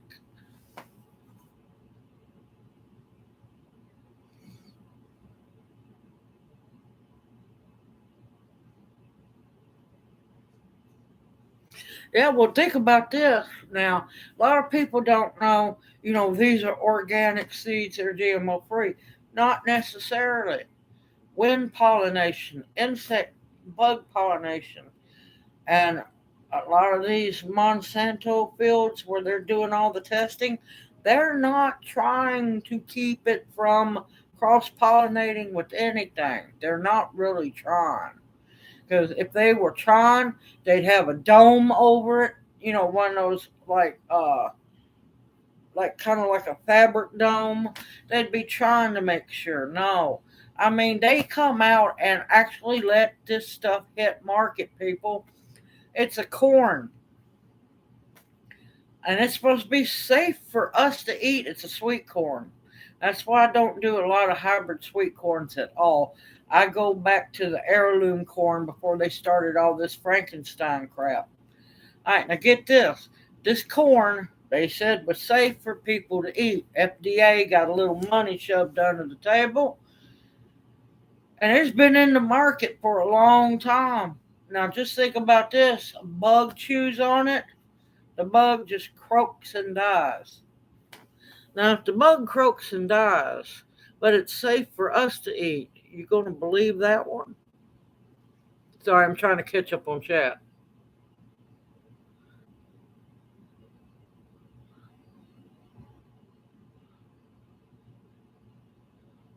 God only knows what natural raspberry flavor comes from.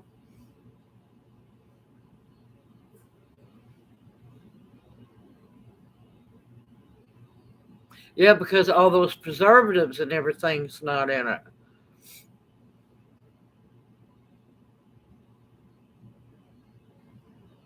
Yep, the beaver butt. Yep, beaver butt. Hey, Ark Wild Man, how you doing? And thank you for dropping by.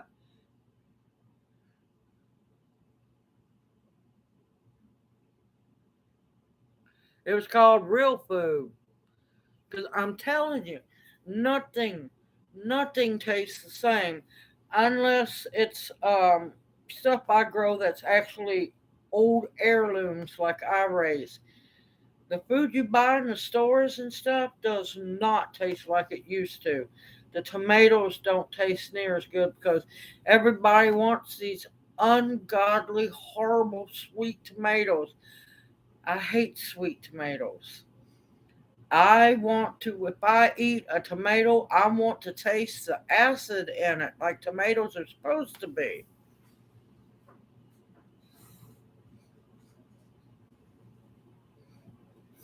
See, another ruination of American people, and they just keep slurping it up, is all the different sweeteners and the sugars and crap put in the food.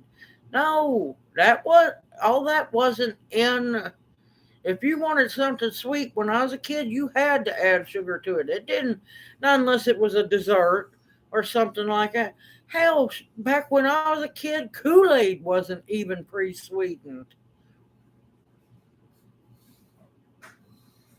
Okay, cat, no problem. You go rest, stretch out and relax.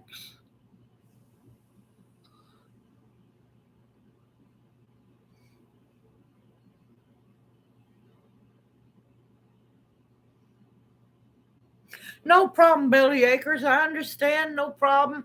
I don't expect everyone to want to come to chat or be able to stay through the whole chat. That's fine. I understand.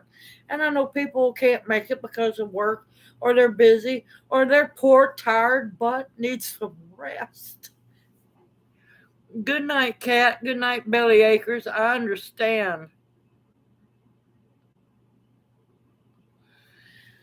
Man, I would love to see stuff without sugar in it. I mean, if I go somewhere, I have to ask them, is this cornbread sweet or is it cornbread like it's supposed to be? I mean, these people, and people don't realize they eat this nasty Jiffy Mix crap left and right. It's one of the first items, food items, that got listed on the Frankenstein foods. Jiffy Mix is all GMO. None of it is natural, not one bit.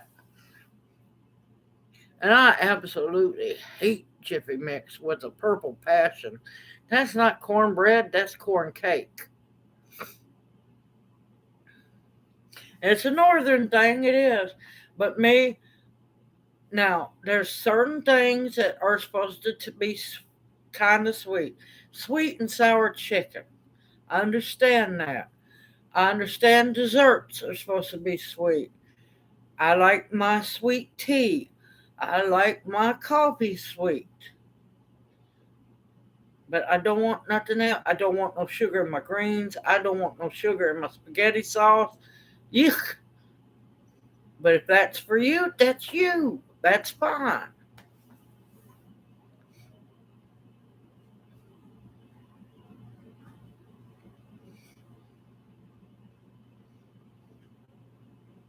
Yeah, they do. And they will continue to do so because people will not fight and push back. They just keep swallowing it down their throats without any common sense. I see so many people at the store, they just grab. They never read the back of a box or nothing. No, no, no, no, no, no. I don't want no sweet grits. Ew, ew.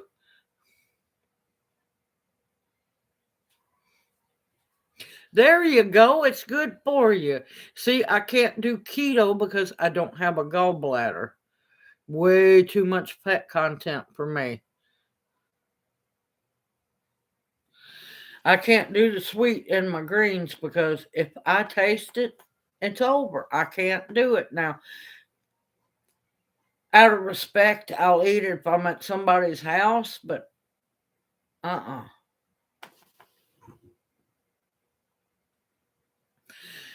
More power to you. I cannot do any sugar in my grits. I cannot.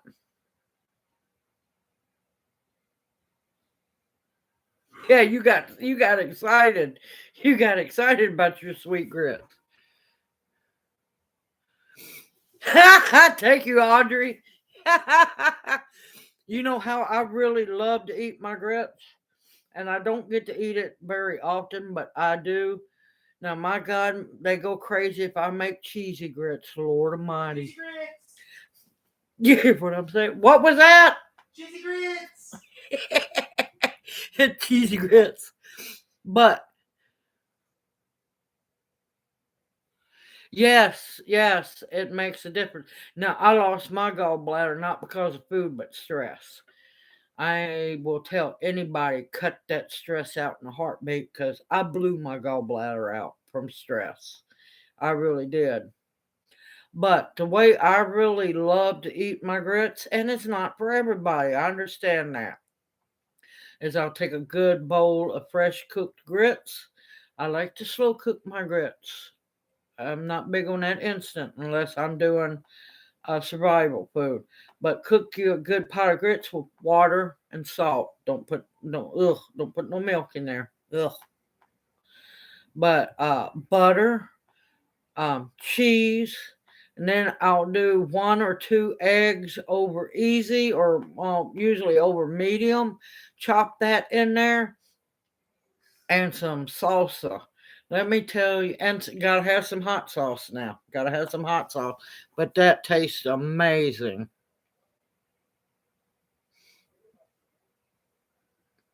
Oh, David, I understand. No reason to be sorry. Are you okay? Everything fixed?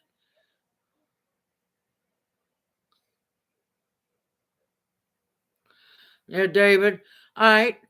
Eat your, go on. Eat your okra then. Eat your okra, David. Yes, once the collard greens get a good frost on them, then they turn naturally. Now, I'm fine with naturally kind of sweet, but I like my collards and all my greens to be smoky and like earthy tasting because I like liquid smoke, some kind of smoked meat in there. Oh, well, crap. You going to be able to fix it?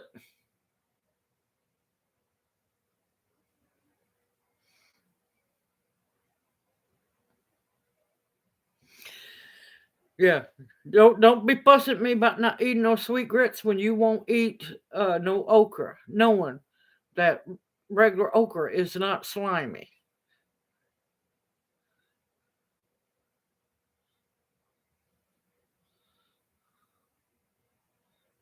Yeah, that's another good way to eat it. Definitely. I love my greens. I can't help it. Hey, Raindrop Life. I'm glad you got to make it. How are you doing?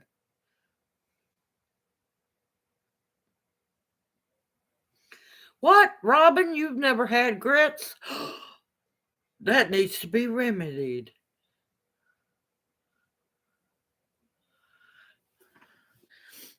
But now, I have to admit, if you've cooked a lot of grits in your lifetime, I'm not a big fan of Jim Dandy. I don't know what it was or what it is about them. It's something about either the type of grits they grind the corn they grind up or what. Now my favorite grits used to be Aunt Jemima, but of course they've took that off the market.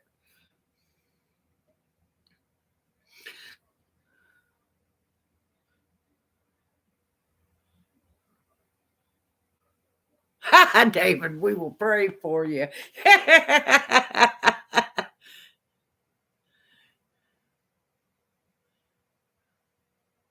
What, you never ate greens or okra red? Yeah, a lot of people up north will cook their grits in milk. I don't like it that way. But if it's the way you like it, go for it. I'm gonna rib you just like you're gonna rib me. I can't help it. Friendly fire. And I enjoy it. But I'm just staunch about how my grits need to be cooked.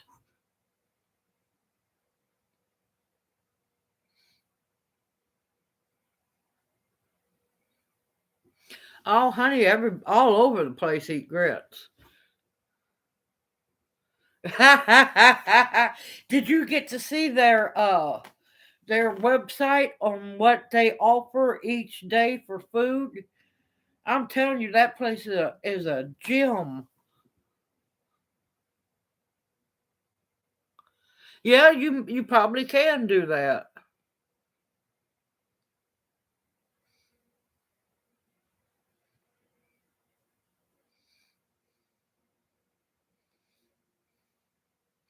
Grits in a way is like cream of wheat, but just made from corn. I haven't had any cream of wheat in a long time. Hey, what can I say? Us down south, we know how to eat. We don't believe in people walking away hungry. And believe me, every time if I've shown a video of us going there to eat, we don't go there a whole lot. But when he's don't have a whole lot of time and he's tired before he goes from one driving shift to the next load, we'll pop by there so he can get a good filling lunch and go to work.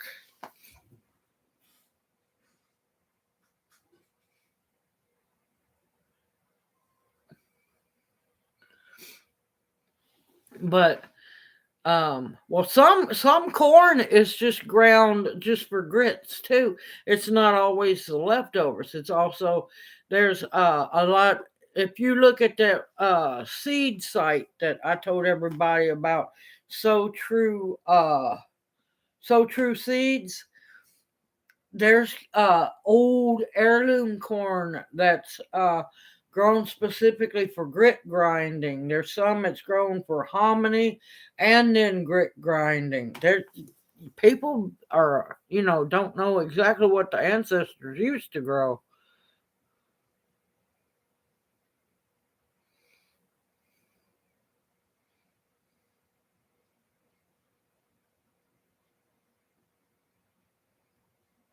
Cornflakes but crushed.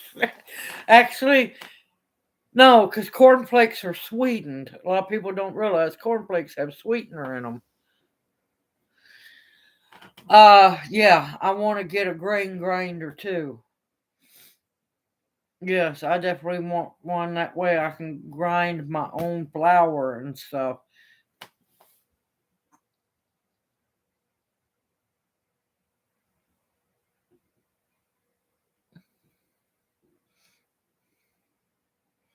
Me and the Hoodstead trying to keep up.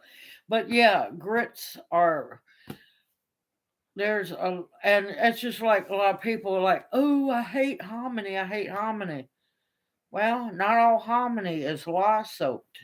When I make my Cherokee hominy, it's not lye soaked. And I'm going to tell you right now, after I get done cooking it, it tastes just like chicken and dumplings. Believe me, I want to grow all the stuff as well.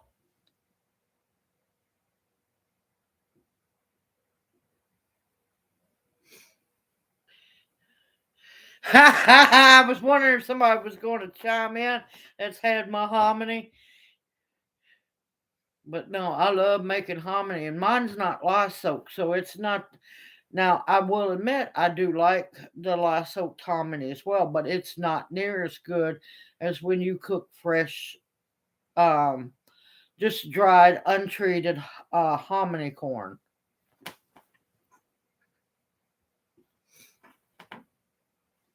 Yeah, this is a different kind of hominy completely. This is a Cherokee version.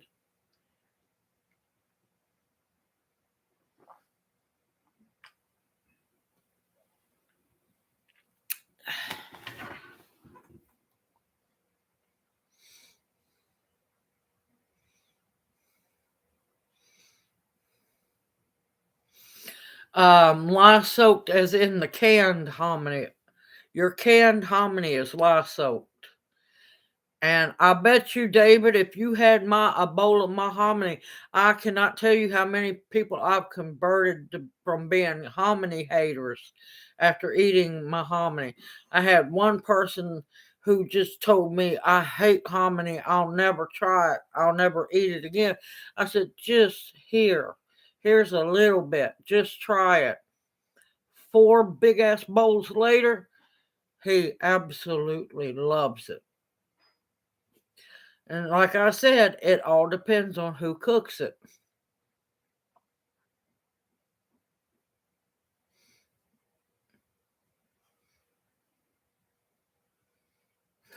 Fried hominy. Now, I haven't had that. I haven't fried it, but yeah, I'm telling you, when I cook a pot of hominy, I set up at several craft fairs, and I'll sell my hominy, and I will sell a massive stock pot empty if I make hominy. Thank you, David. Thank you. The Old Ways restaurant. Red, you're trying to kill me. You're trying to put me to work.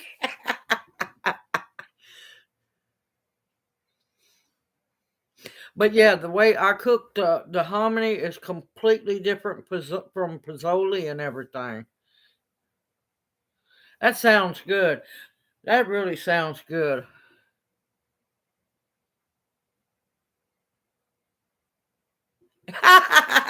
I wouldn't have not a bit of problem with you coming and work the Hoodstead because I know you're wanting to escape down the south just for us family.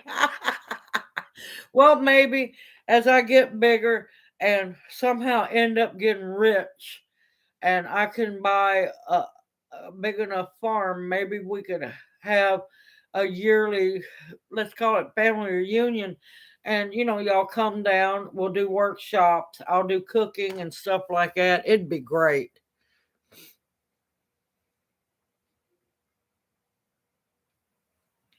The Hoodstead, you need to screenshot that one. You need to screenshot that.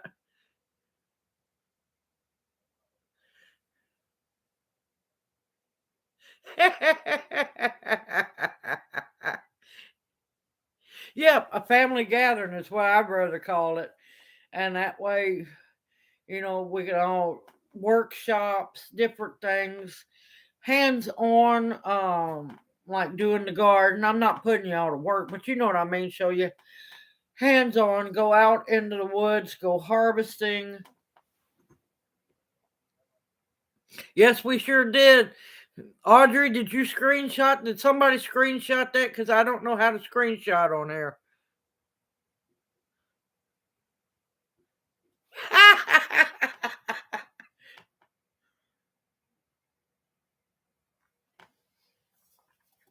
Yep, y'all don't get a screenshot of that. Yeah, we won't have any blackmail material.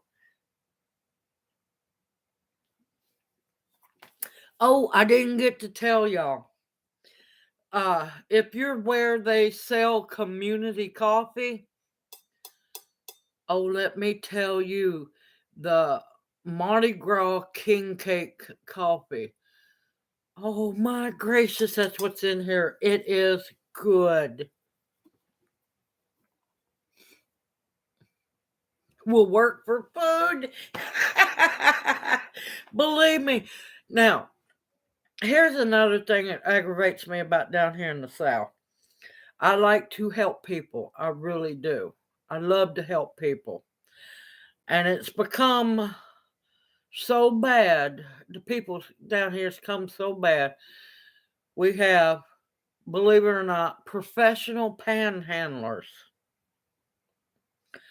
Now, what irks me is back in the day, if somebody needed real help, they'd stand at the corner, have a sign. I'd be fine, give them $1 or two, whatever I could spare. Sometimes it was change, sometimes it was just, one of my cigars.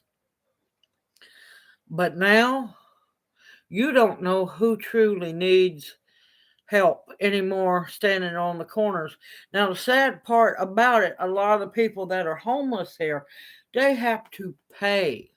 They have to pay to go to a homeless shelter to have, roof over the head during the night. Last time I heard, it's $5 a night. Now we've got panhandlers here who are professional panhandlers, dressed like they're homeless. And that's their working job. And it irks me because I never know who's the professional who really needs the help. Now, what irks me is it's like this person who's a professional panhandler, if you can stand on a corner for 12 hours or more a day, you can get your tail somewhere and get a job. Now, these people are looking, for help to get a roof over their head and some warm food for the night, which they shouldn't have to pay for to begin with. Yes, professional panhandlers.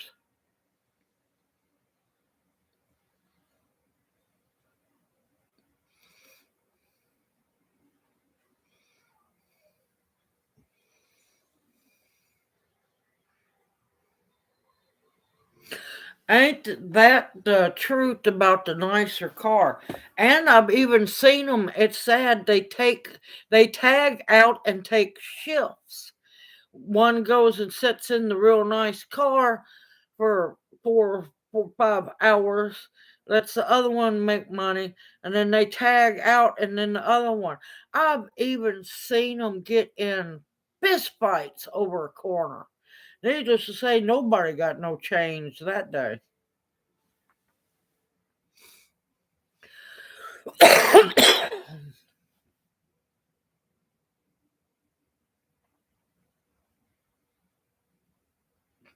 See, that irks me. That irks me. There's no excuse in it. None. None at all. Oh, you better believe, and the writing on the cardboard looks horrible because you got to look uneducated and all that. Yeah.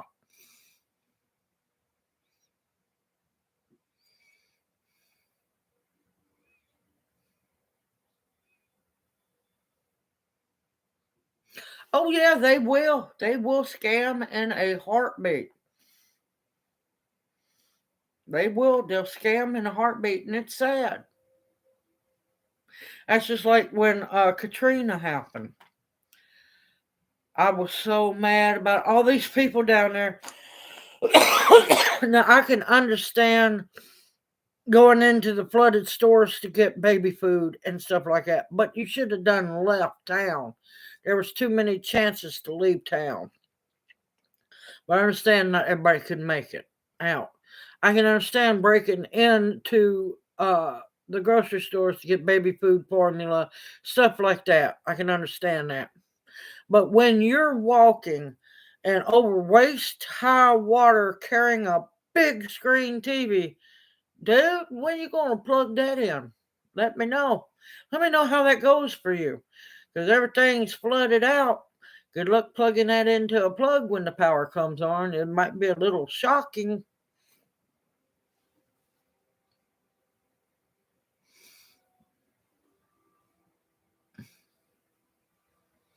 And it's sad, it really is, because I want to help people, but I don't know which is which. And I don't want to take a chance of giving somebody who, well, is in better shape than I am that can work, I don't want to give them $1 when I know somebody else down the road is really needing a helping hand, and it's not fair. It's not fair.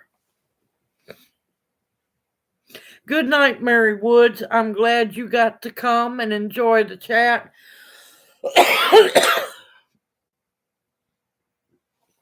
Oh, let me tell you, it's worse down here. They all getting the unemployment. People's begging for money. People don't realize why a lot of you fast food workers won't work because they've upped the money of what you make. Because down here, um, let's just say, because I see it on the sign, Popeyes start you out at $12 an hour starting pay. Even that's even if it's part time. Well, guess what? If you get that job and you work it, you don't qualify for food stamps, you don't qualify for any governmental aid or anything. Nobody's wanting to work down here. Nobody. They're literally begging people to work. Yeah. I'm sorry. If I could get one heck of a good paying job, which they're all paying very good now, not that it's going to last for long, but if I could get a better paying job to get me out of one of those HUD houses or a really bad situation, guess what this old girl would be doing? I'd be working it like no tomorrow. I'd be telling the government, toodles, I'm out of here. Because I don't want the government in my business. I don't want them to know anything, if possible, what I do. Yep, the minute the minimum wage shot up here, nobody works. Nobody wants to work.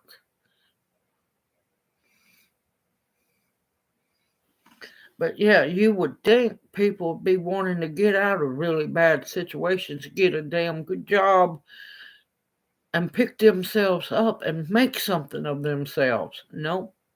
Nope, they don't want to. The trend down here, from what I've heard so far, is they get the job, they work a week, do something really stupid, and get fired. And that way they don't lose all the government assistance.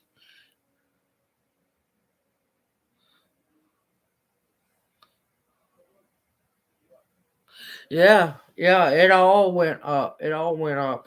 I mean, these fast food restaurants are just begging people.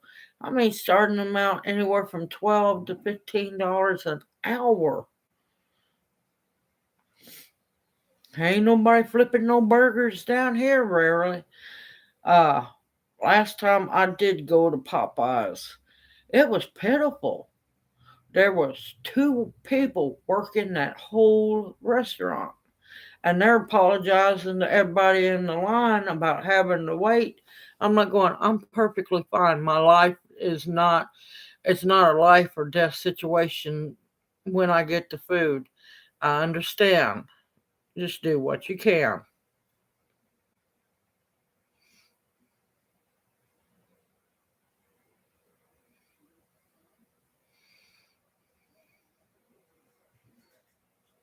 Yeah, it pays real good. Because, especially, they really work it hard on a Sunday because, people feeling a little guilty for getting a little religious on Sunday. And then the rest of the week, people forget about that. Act like saints for one day and then sinners for the other six.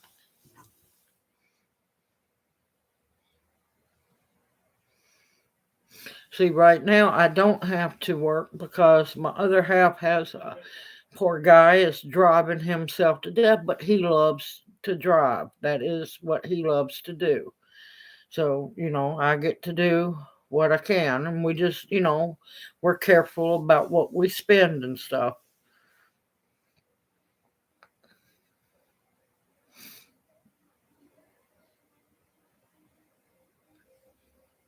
But if it comes down to it, I'd have to get not have to, I can, but with the way my body is, I'd have to have a sit down job. But, everybody's paranoid bigger than heck anymore. And, there's a good chance I can't be hired anybody because I don't have the jab. You know, they started that crap too. Well, I'm sorry. My body, my choice. If you got it, I'm fine with that. That's your choice. But yeah, oh God, it's getting crazy down here. But heck, for the longest, and I quit, like I said, I quit shopping at Aldi's for a lot of reasons. But my God, it was a sit down job. And they started you out at, what was it, $13 or $14 an hour at Aldi's.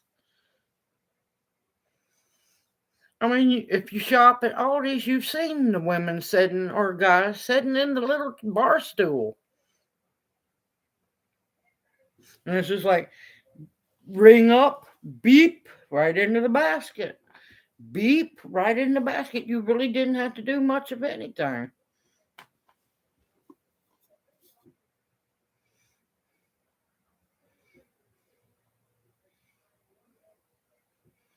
Yeah, they don't want to help you. They don't want to help you. And believe me, you're better off without the government helping you. Hey, Laquita, how you doing? Yep, you heard my body, my choice, and you better believe it. Yeah, we all got something to tell you, Laquita. Somebody's admitted that they'd eat okra. Mm-hmm.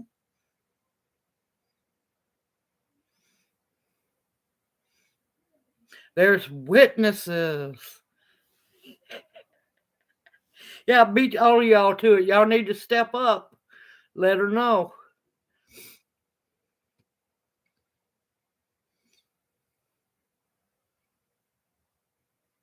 Don't scroll up.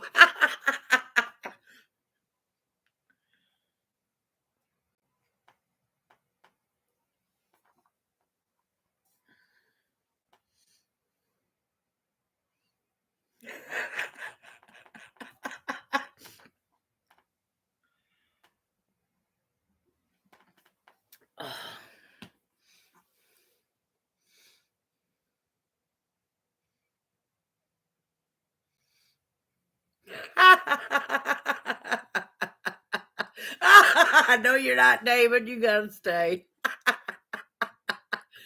You know you're loved.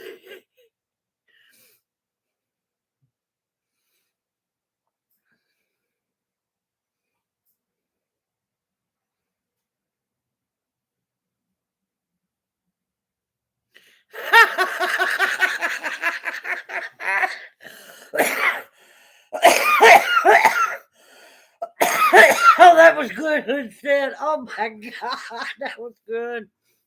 Oh, you've got to love spell check.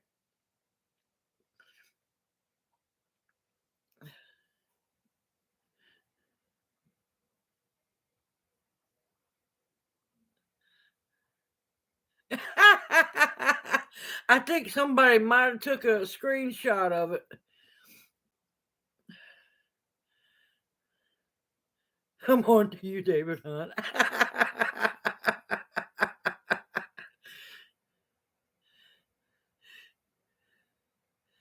Yes. Oh, believe me, voice to text drives me crazy because it most of the time it does not understand my southernese at all. And I'll be uh talking, trying to get the description for each video wrote, and I'll stop and check it. I'm going, I did not say nothing like that.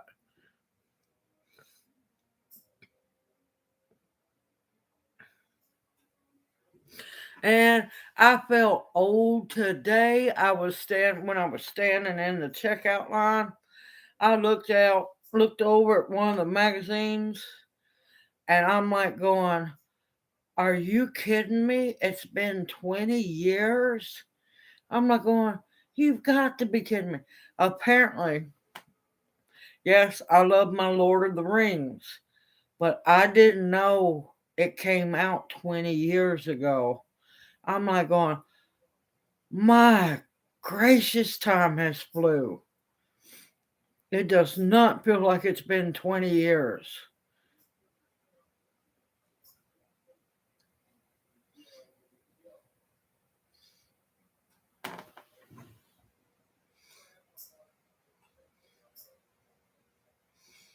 Yes, I finally get mad at it and just start typing because it's just like, this is ridiculous. Hey, American Patriot Preppers, how are you doing? Welcome to chat.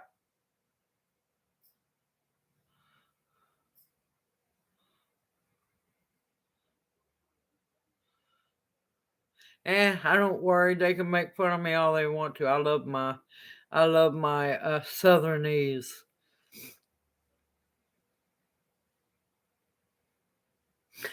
You know what I really like to hear is when a Cajun gets mad. That is cute.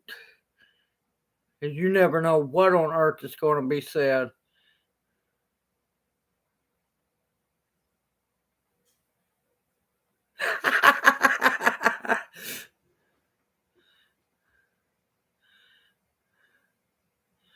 Yeah, there's no telling. That's just like belly acres. Or they had type trying to tell me congrats this past Saturday, and spell checker actually, or voice whatever, actually typed Kong Tays and actually allowed it to go through.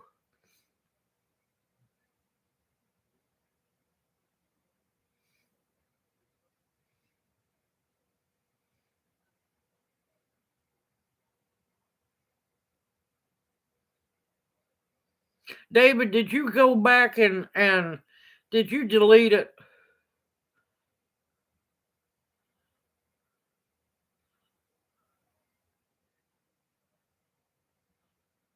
You didn't go back and delete it, did you, David?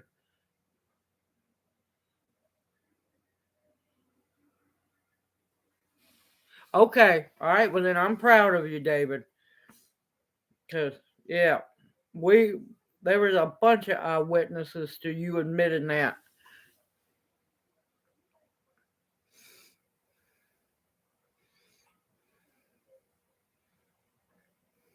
No, believe me, I have heard all kinds of people walking around using a talk to text and then cussing because they had to go back and change everything.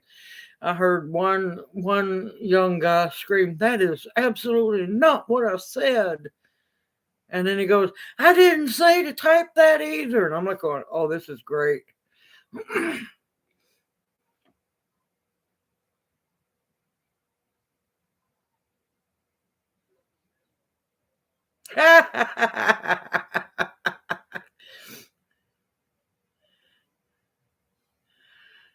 Well, I hope the big day goes good for you tomorrow, American Patriot Preppers.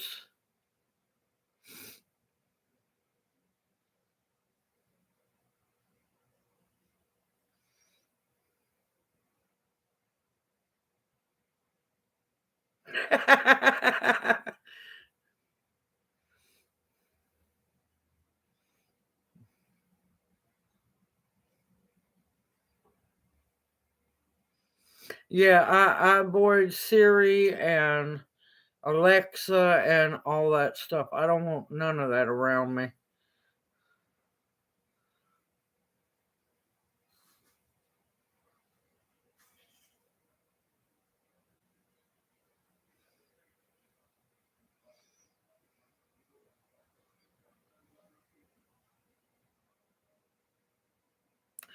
Now, David, you expecting us to believe that?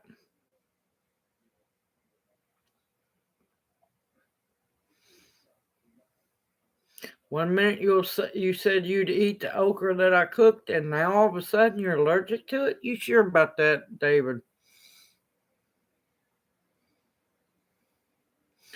Okay. Well, then don't say that you'd eat something that I'd cook if you can't eat it.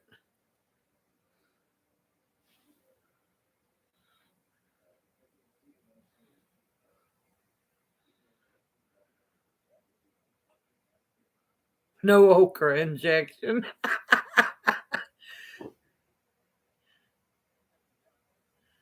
Yeah, I know. I've noticed that.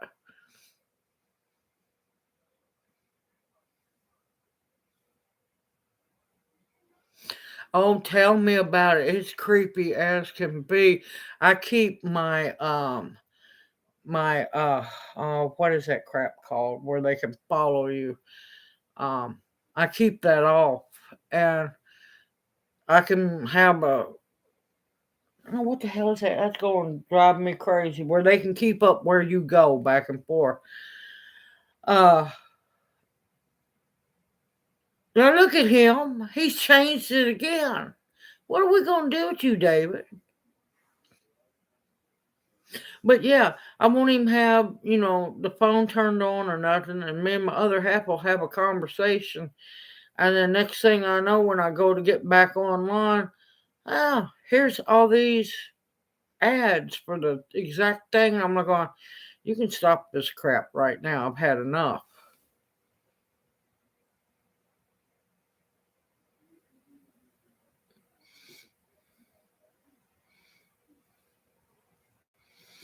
That's creepy right there. It really is. Oh, believe me, I know the phone listens. They all listen.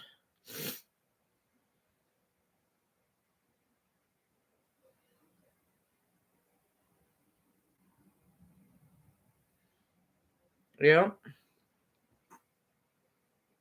Oh my God, David, you're so bad. You're so bad. Well, I hate to. I'm gonna go on and call it a night. I need to get out there into the shed of many names and do a whole bunch of labeling and get stuff ready to be mailed out tomorrow. Because hopefully that old hateful woman won't be at the post office again. And I'll get the happy one. I'll get the little Miss Happy that, don't mind, you know, doing the job at the post office like, you're supposed to. Oh, you better believe it. I've had that happen a lot. Oh, that's good, David. He ain't charging you an emergency fee, is he? I have enjoyed talking to everybody.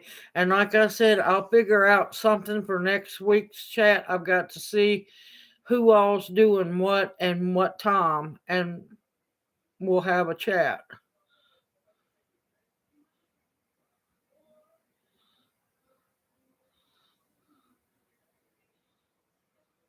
Yep, definitely see you tomorrow night, Hood said.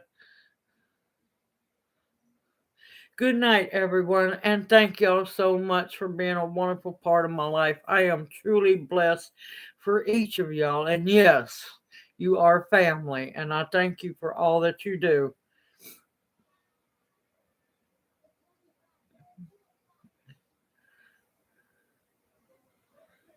All right, look, David, you leave me alone now.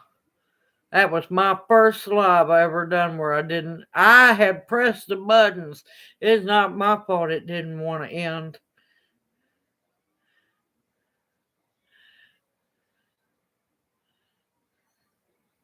Okay, no problem, Mandel. It's been a pretty good chat. I talked about the vinegar and everything.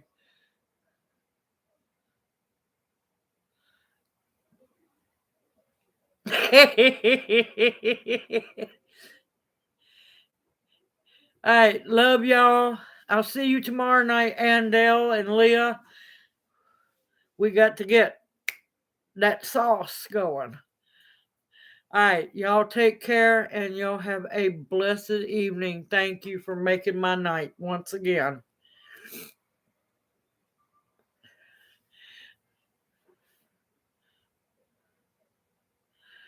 He admitted that he would eat the okra. Don't let him lie to you. He admitted it, Andale. All right. Good night, everyone. Take care.